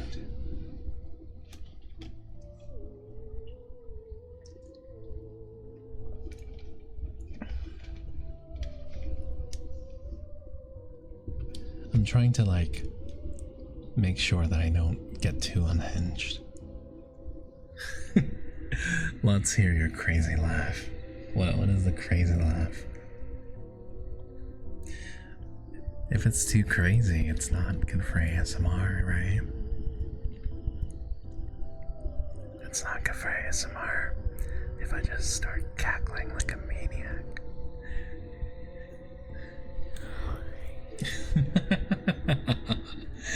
That's right.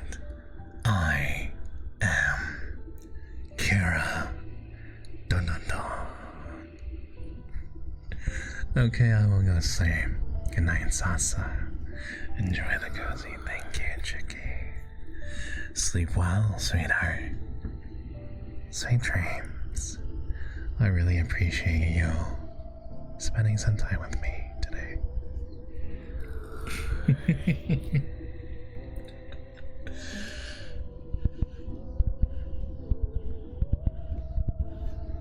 That's a serious question. Sweet or sour? Sour for real. Sour for real, for real. How sour? I want that umeboshi. Pickled plum sour. Tangy. Yeah. I want it. It's gonna be so sour that it like burns my tongue and make my lips pucker. Sour. Sour Patch Kids is actually not too sour. I think it's less sour than Warheads. Yeah, Warheads are pretty sour.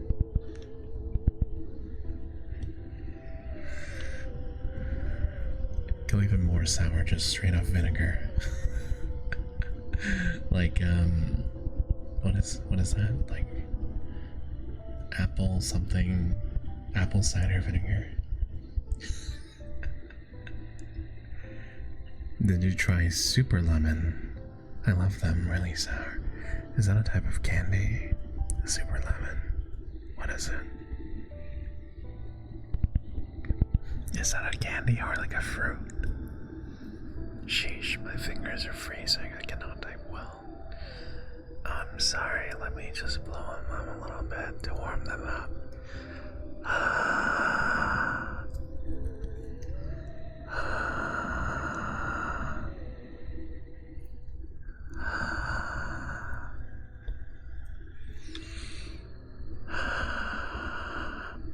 Better.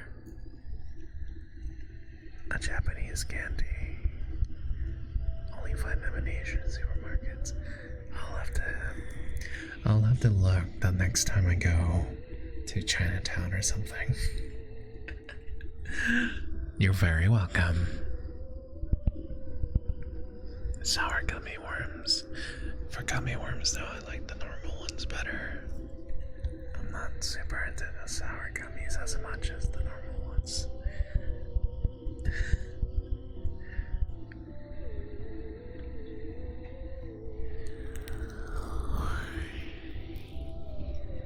I think it's because after a few, my tongue just gets so, I don't know, the citric acid. And it's different. Are you serious, Jack? Just get some then. Jack literally selling her soul for some gummy worms. One mix that I got with sour gummy from Costco is vanilla with sour. Okay, that's weird. Vanilla with sour. Are you serious? Vanilla with sour. It's midnight. I am gonna find any gummy worms. Probably not. My soul is already sold. Really? What'd you sell it for? What'd you sell your soul for? What was it? What did you sell your soul for? Half a candy bar.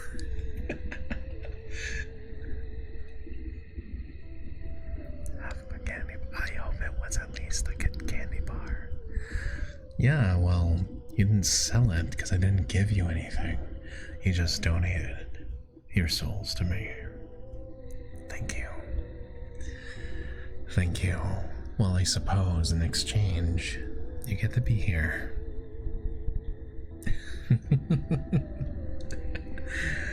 No, you're already mine. Mine. Trick or treat. Hi, Cozy. Hi, Cozy. Welcome in. Oh my god. Tony, I think Crunch is like top tier. Top tier out of all the chocolates. It's very good. I agree. How are you doing, Cozy? How was your stream? How was the rest of your stream? I hope you had a great time. Yeah, who knew rice puffs would go great with chocolate? Crunch is so good.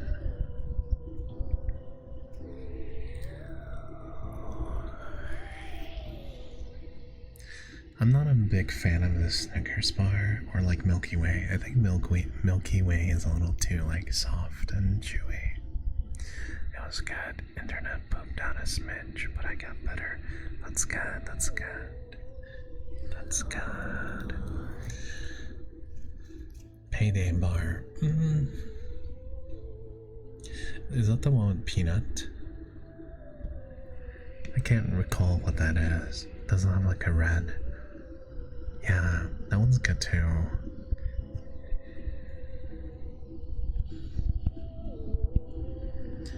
Well, I think one that I like is like, what is it called? Mr. Good Bar or something like that. That one's really good. 85% dark chocolate. 85%. 85% dark chocolate. Dark chocolate. 85% dark chocolate. Oh my god, my tracking is going crazy.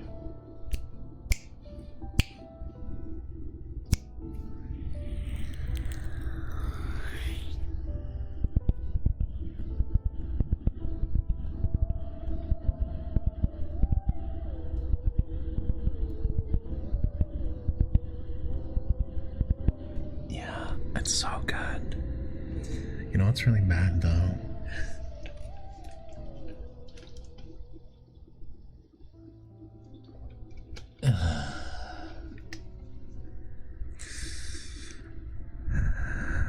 Almond Joy, I hate fucking coconut. Okay, anyways.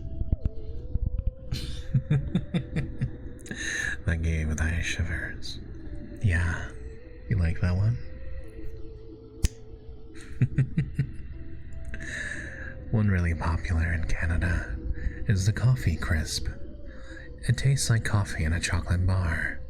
Personally, I don't really like it, since I don't like the taste of coffee. But I bet that I would like it very much. I love the taste of coffee.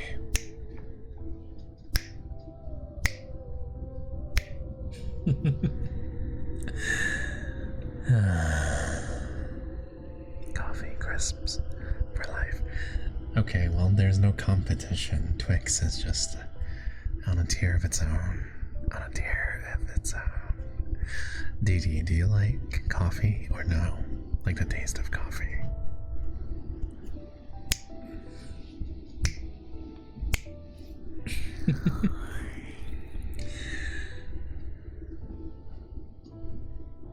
Come on, bro.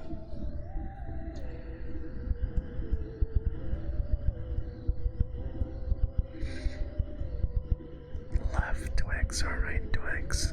That's the real question. Oh my god, I just realized I didn't even bring it over. Give me a second, I'm gonna go grab it.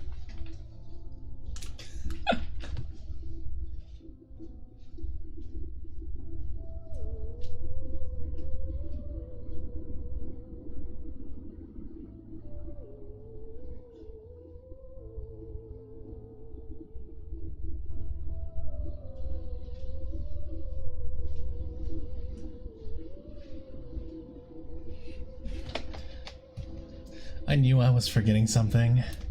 Wait, what? Wait, hold on, what? Hello? Hello? Hi, hello. What happened? What? I just have to go grab the kalimba. Hello?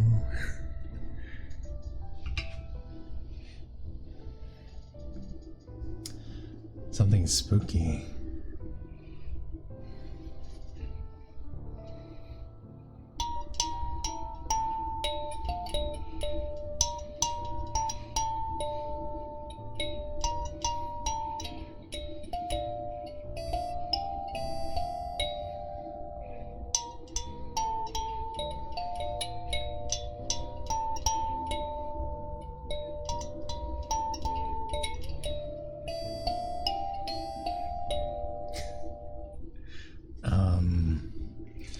Damn. What's a spooky song?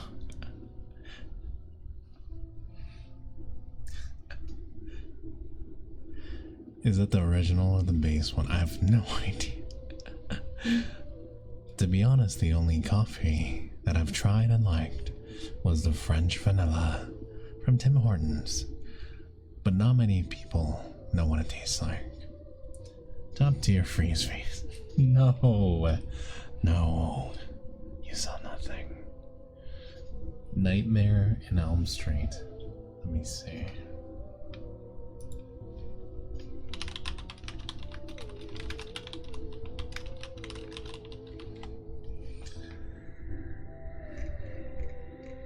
I don't even know what this song is like, so...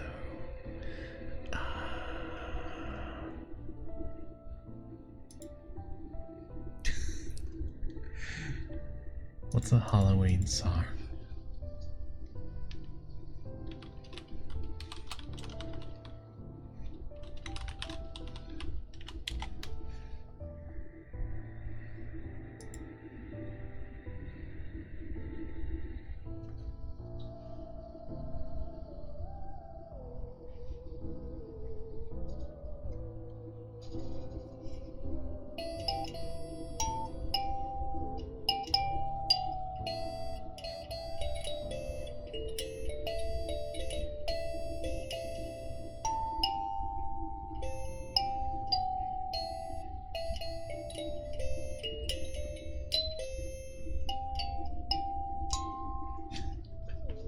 I don't think that's it.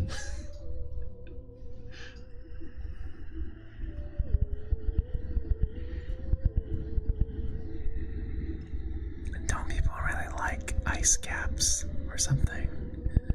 Ice caps from Timmy Hose. I don't know what they are, but I've heard it from my friend who lives in Canada.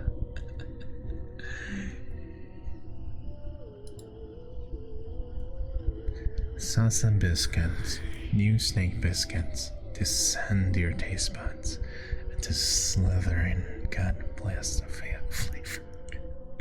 In stores now. Salsa, do you know the American Horror Show from Snow White? Wait, Snow White? What is that?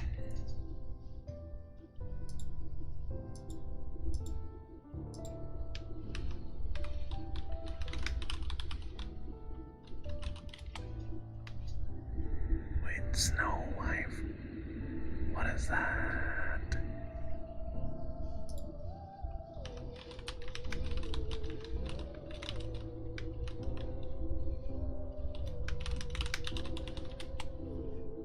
Oh, okay.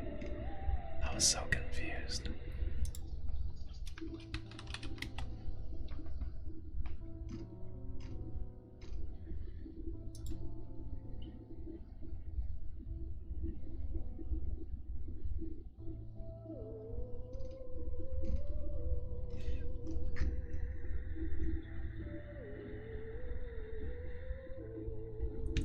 I can't find sheet music for it. I can't find it. Oh no.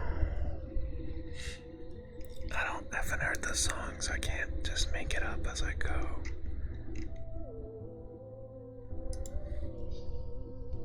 American Horror Show. Time to go to Zaza's house to get candy. If you show up to my house, there's no candy. I don't even have groceries. How do you think there's gonna be candy here? I have no food in this apartment. I only have water.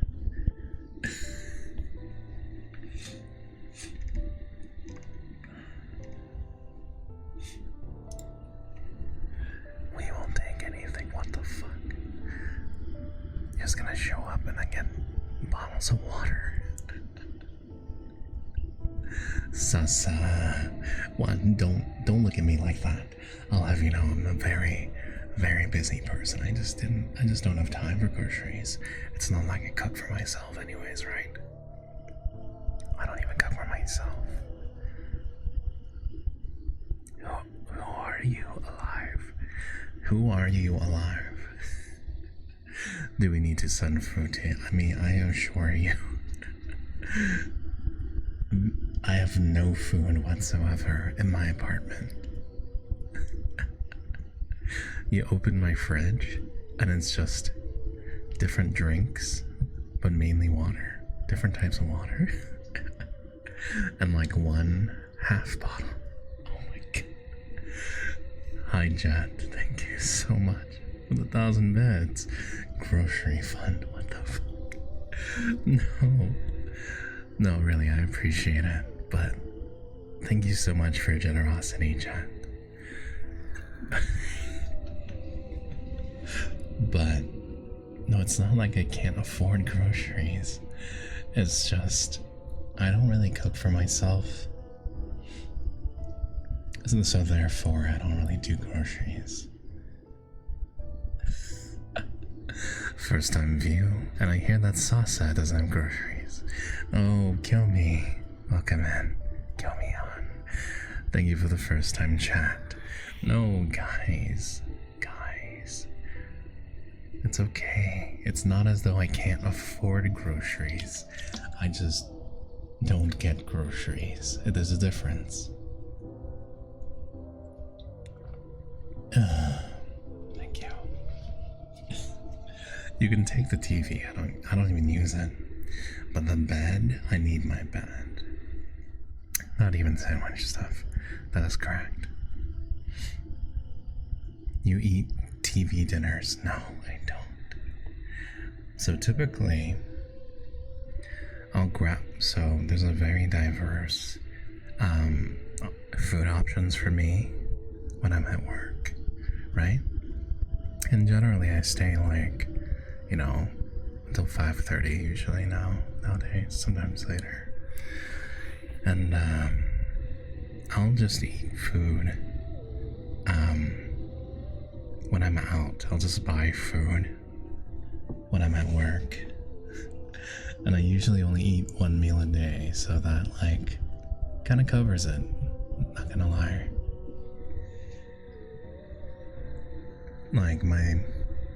Usually I don't eat breakfast, and I eat a late lunch. So by the time so I don't really feel hungry throughout the day. Also, I drink coffee. Lots of coffee. Lots of coffee, lots of coffee, lots of coffee. Coffee. But it's okay. But sometimes, hold on. But sometimes, I'll order food, right? But then I'll have leftovers that I can just take to work for lunch the following day. And I'm all set. And the funny thing is, okay, it's not as though I can't cook. I can actually cook. I know how to cook. But I'm just too fucking lazy. I'm just too lazy. I'm just hopeless on that.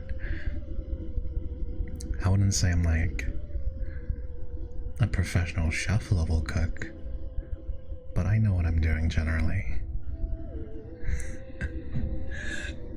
That's right, I'm not selecting the cook option.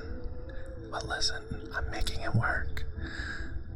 I'm making it work, guys. I'm making it work. But I am realizing that if I get takeout, it's actually so expensive. I need to chill. Listen. Yeah, cooking does take up a lot of time, right? I mean, if I wanted to go like bare minimum, I can just get a bunch of rice, like a 25-pound pack of rice, and then get a bunch of beans, rice and beans, rice and beans, rice and beans. Yeah, now listen. It's like one of those things. Yeah, takeout is kind of expensive, but I usually go for options that are like on the cheaper side, and then yeah, I try to. But regardless, I think I spend like, I don't know, like maybe $800 on food because I keep ordering per month.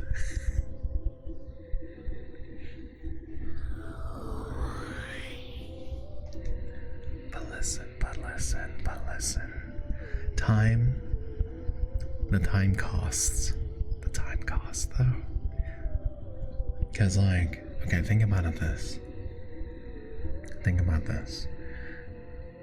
Me, like, so I work like a, 8:30 to 5, but more realistically, it's like 8:30 to like 6 or 7. So sometimes I get home and I have like less than 2 hours before I have to stream, right? And if I spend an hour of that, if I spend an hour of the 2 hours I have to cook, only to spend more time eating and then cleaning the dishes, I will lose my mind, right? I need some time to just look at something else, or just, let my brain rest. Mako the Mink, thank you so much for the follow. I really hope you've had a good day and that you have a wonderful stay with us here. What are you guys taking notes for? I'm just saying, I'm kind of failing on the functioning adult aspect. Right, the functioning adult aspect. But like it kind of works out somehow, because I work and then I stream, and then on the days I don't stream, I like do other things to recover my sanity. And on the weekends, it's like hard for me to dedicate time on weekends to get groceries, because I will literally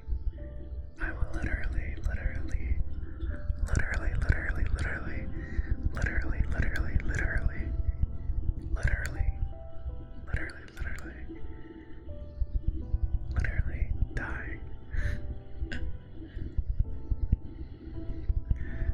But I mean, I make time to do other things, like I have free weights in my apartment, so I use those.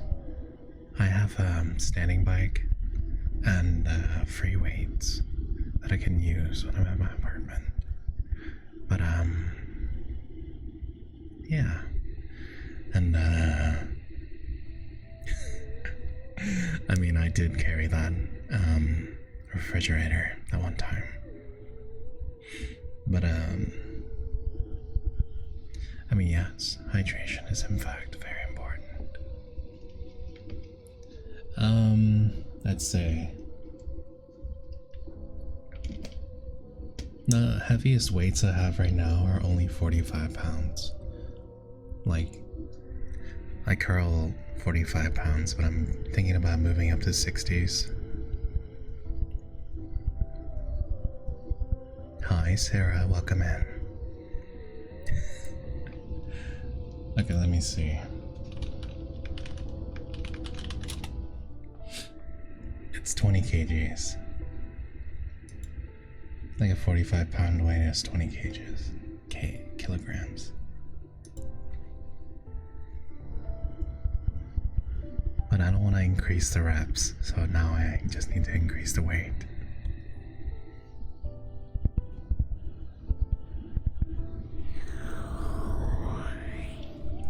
Like I'm not as strong as like those guys that spend a lot of time at the gym, but I'm not incapable of, you know, lifting things.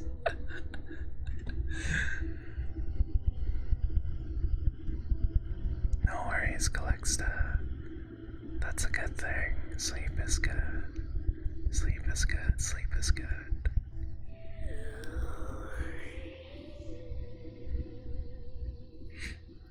Sleep is good.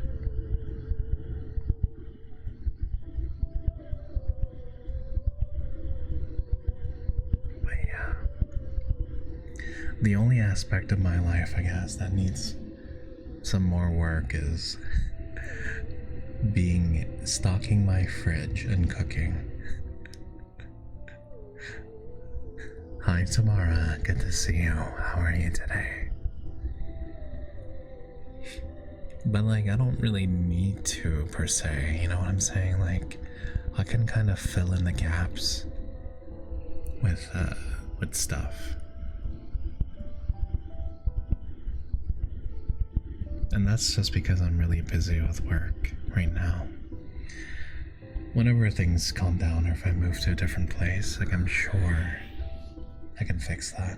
Actually, okay, don't hate me for this, but I was actually considering hiring a personal chef because apparently it costs around 1,700 USD per month to hire a private chef, and they prepare essentially a week's worth of meals over a weekend. They do meal prep for you, and yeah, it's not crazy, and then it's also healthy, right?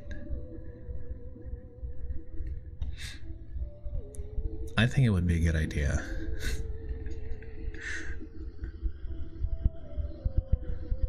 But maybe not this year. Maybe like after I move to a job that pays me like what I should be getting paid, then I can afford one. Right now, I definitely cannot afford one right now. I can afford it if I stop giving all my friends gift subs. Guys, I actually spend so much money on gifting subs to like my friends. Oh god. Yeah.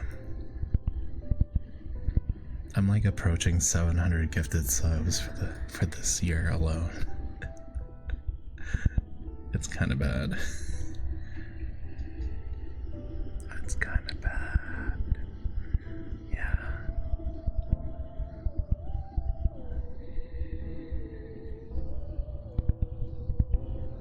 But it's like one of those things where it's like, when I see my friends happy, like I get happy. So it's well worth it. It's definitely worth it.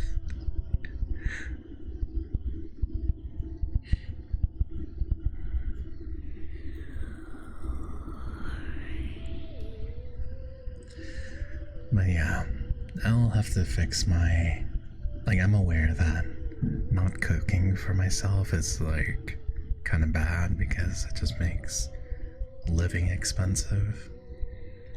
But also like the time, like how I see it, Like, I had a debate about this with somebody before. It's like, okay, if I don't have to cook, right? That's like time I can spend on something else, right? And all of us have like a cap on time.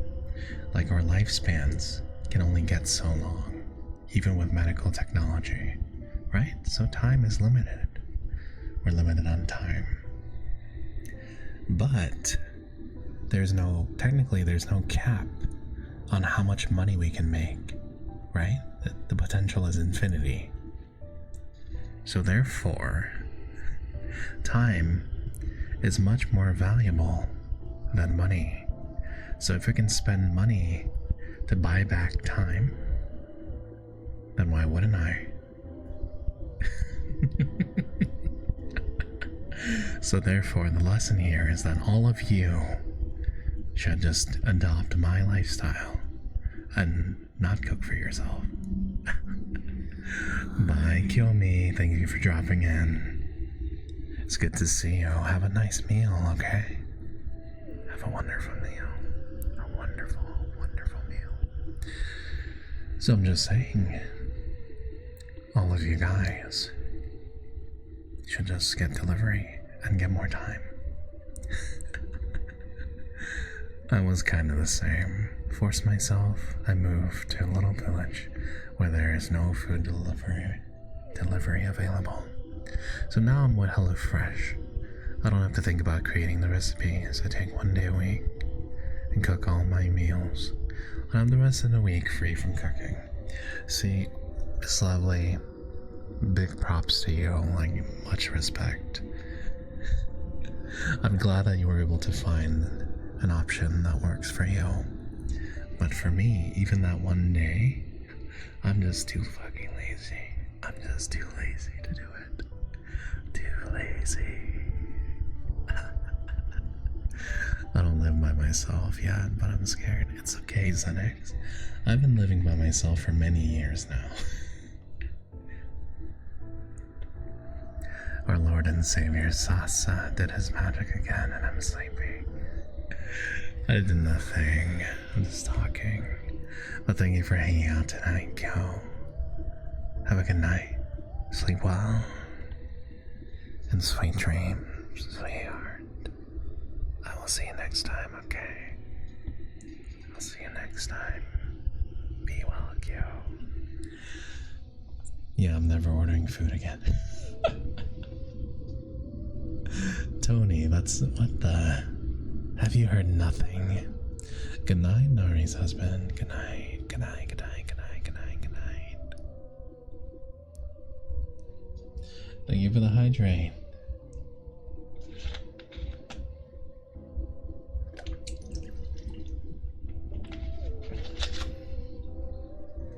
And money-wise, I did the math and I'm saving so much money from doing that. If I'm feeling too lazy, I just call my mom. She's almost retired. I love cooking. See, that's really nice. Hello, Shar. Happy Halloween. Hello, hello. Yeah, so my thing is, my parents are retired, but they're 18,000 kilometers away from me. So, yeah. GH Andrew, thank you so much for the follow. Really appreciate that. And I hope you have a wonderful, wonderful stay with us.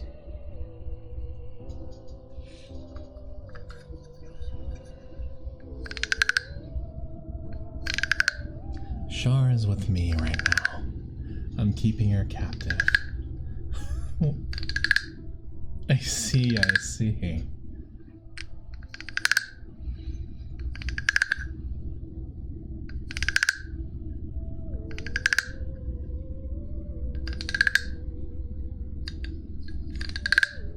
Is that true? He is my friend. I see.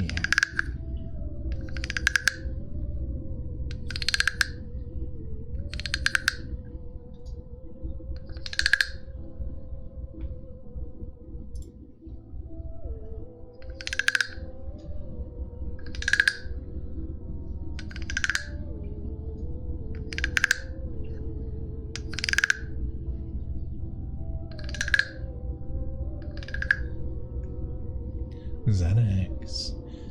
You bad, bad, bad Xenix.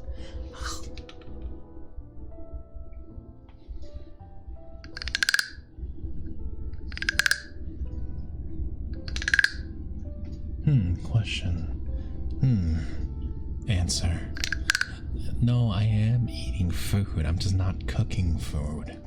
There's a difference.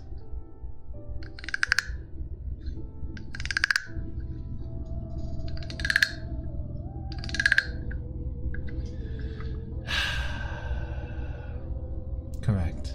It'll disappear. Poof. Poof. Poof. Also, it's like, it's kind of getting to the point where I'm like getting close to finishing up the stream, so no guardian angel. Roar. Roar. Roar. Roar. Roar.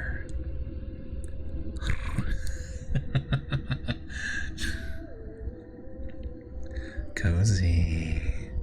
Hello. Oh, you're right. Let me go get that real quick.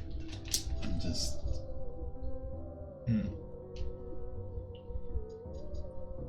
I'm doing it. I'm doing the tuning fork. Thank you. Thank you, Tony, for keeping me on track.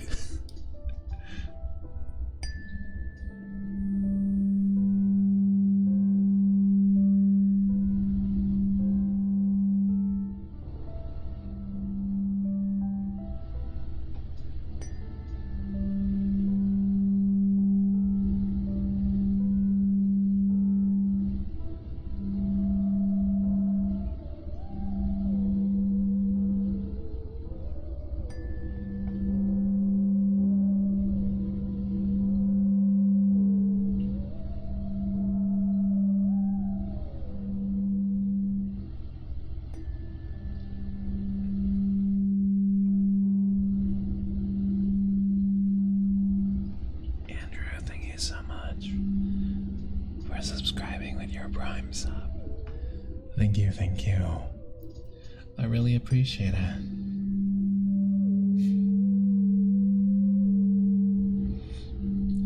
Improvising works, right? I mean, certainly. Hi, Celeste. Welcome in. It's good to see you. W Prime, yeah. How are you doing today?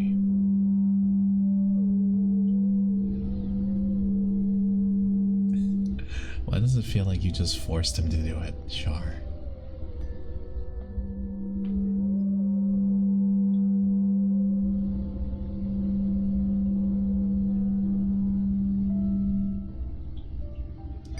I'm doing alright. Kinda getting sleepy myself too, actually.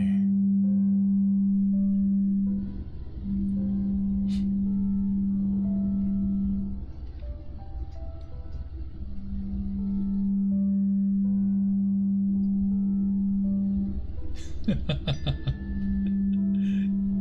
got forced into doing it. Cheeky. Yeah, Xanax, it's been kind of a long day.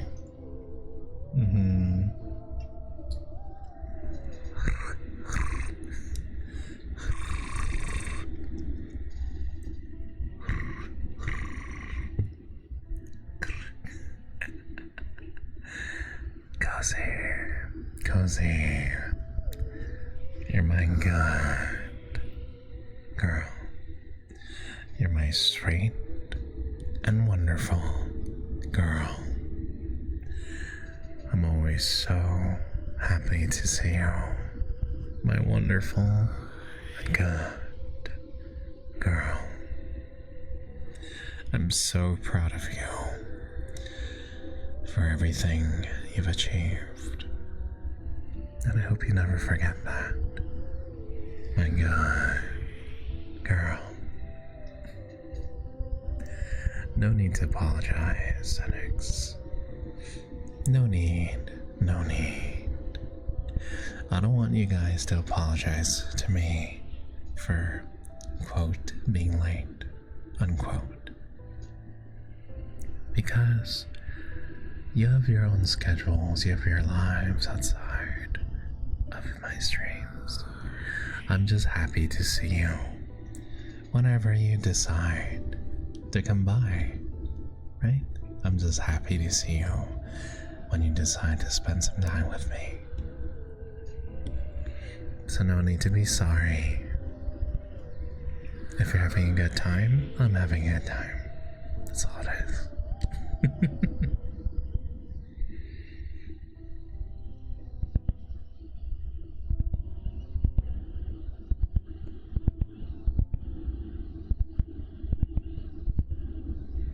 And I do really appreciate that, Woody.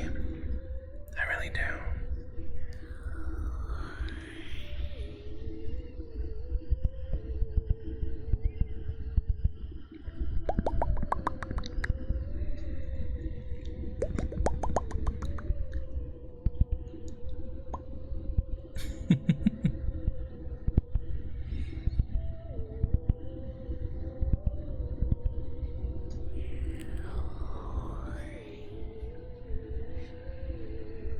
Jen's getting sappy. It's getting sappy. Sappy.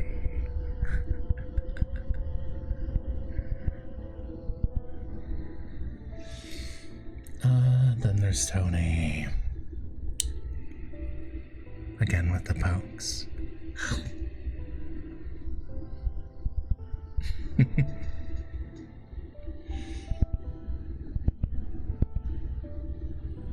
Indeed.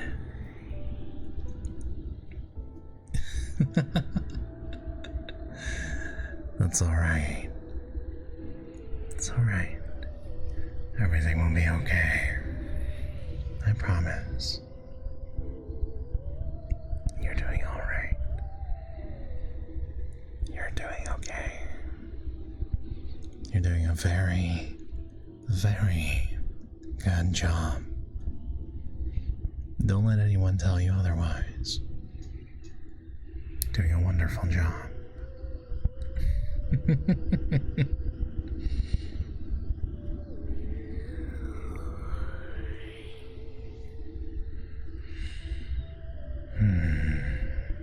Okay.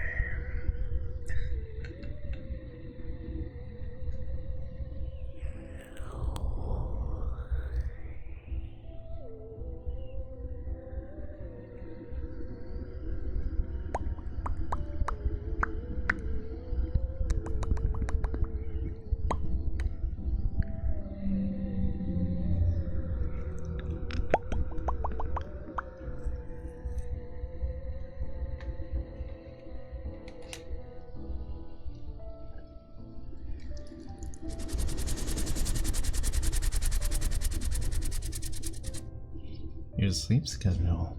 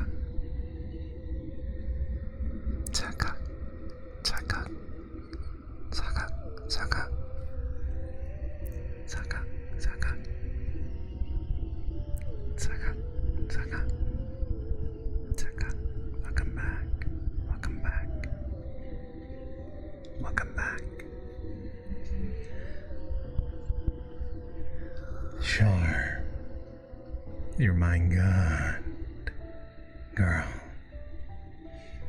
You're my wonderful and intelligent and sweet girl. I'm glad you could make it tonight. It's good to see you again. My good girl. I'm so proud of you. I really am. Do your best in November, okay? I know you'll be just fine. Kikyomu, thank you so much for the follow. I hope you have a very, very nice day with us here. Thank you, Tony. Okay, guys. I think it's actually time for me to end this stream and find someone to raid.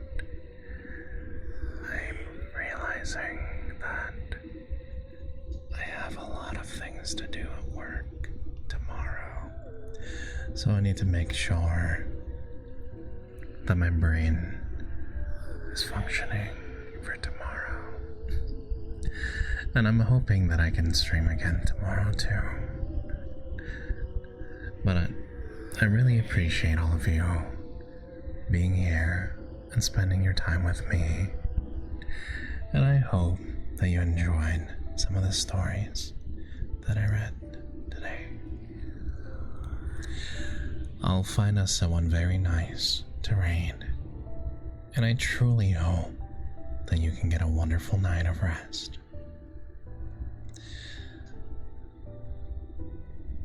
So I'll move us to the stream ending screen. Thank you so much, Kikyomu. So thank you so much for being with me tonight. And I shall see you all wonderful lovelies tomorrow, hopefully. Be well until then, okay? And if you haven't already, consider joining my Discord. I'm usually pretty active in there. I really do appreciate it. Thank you very, very much.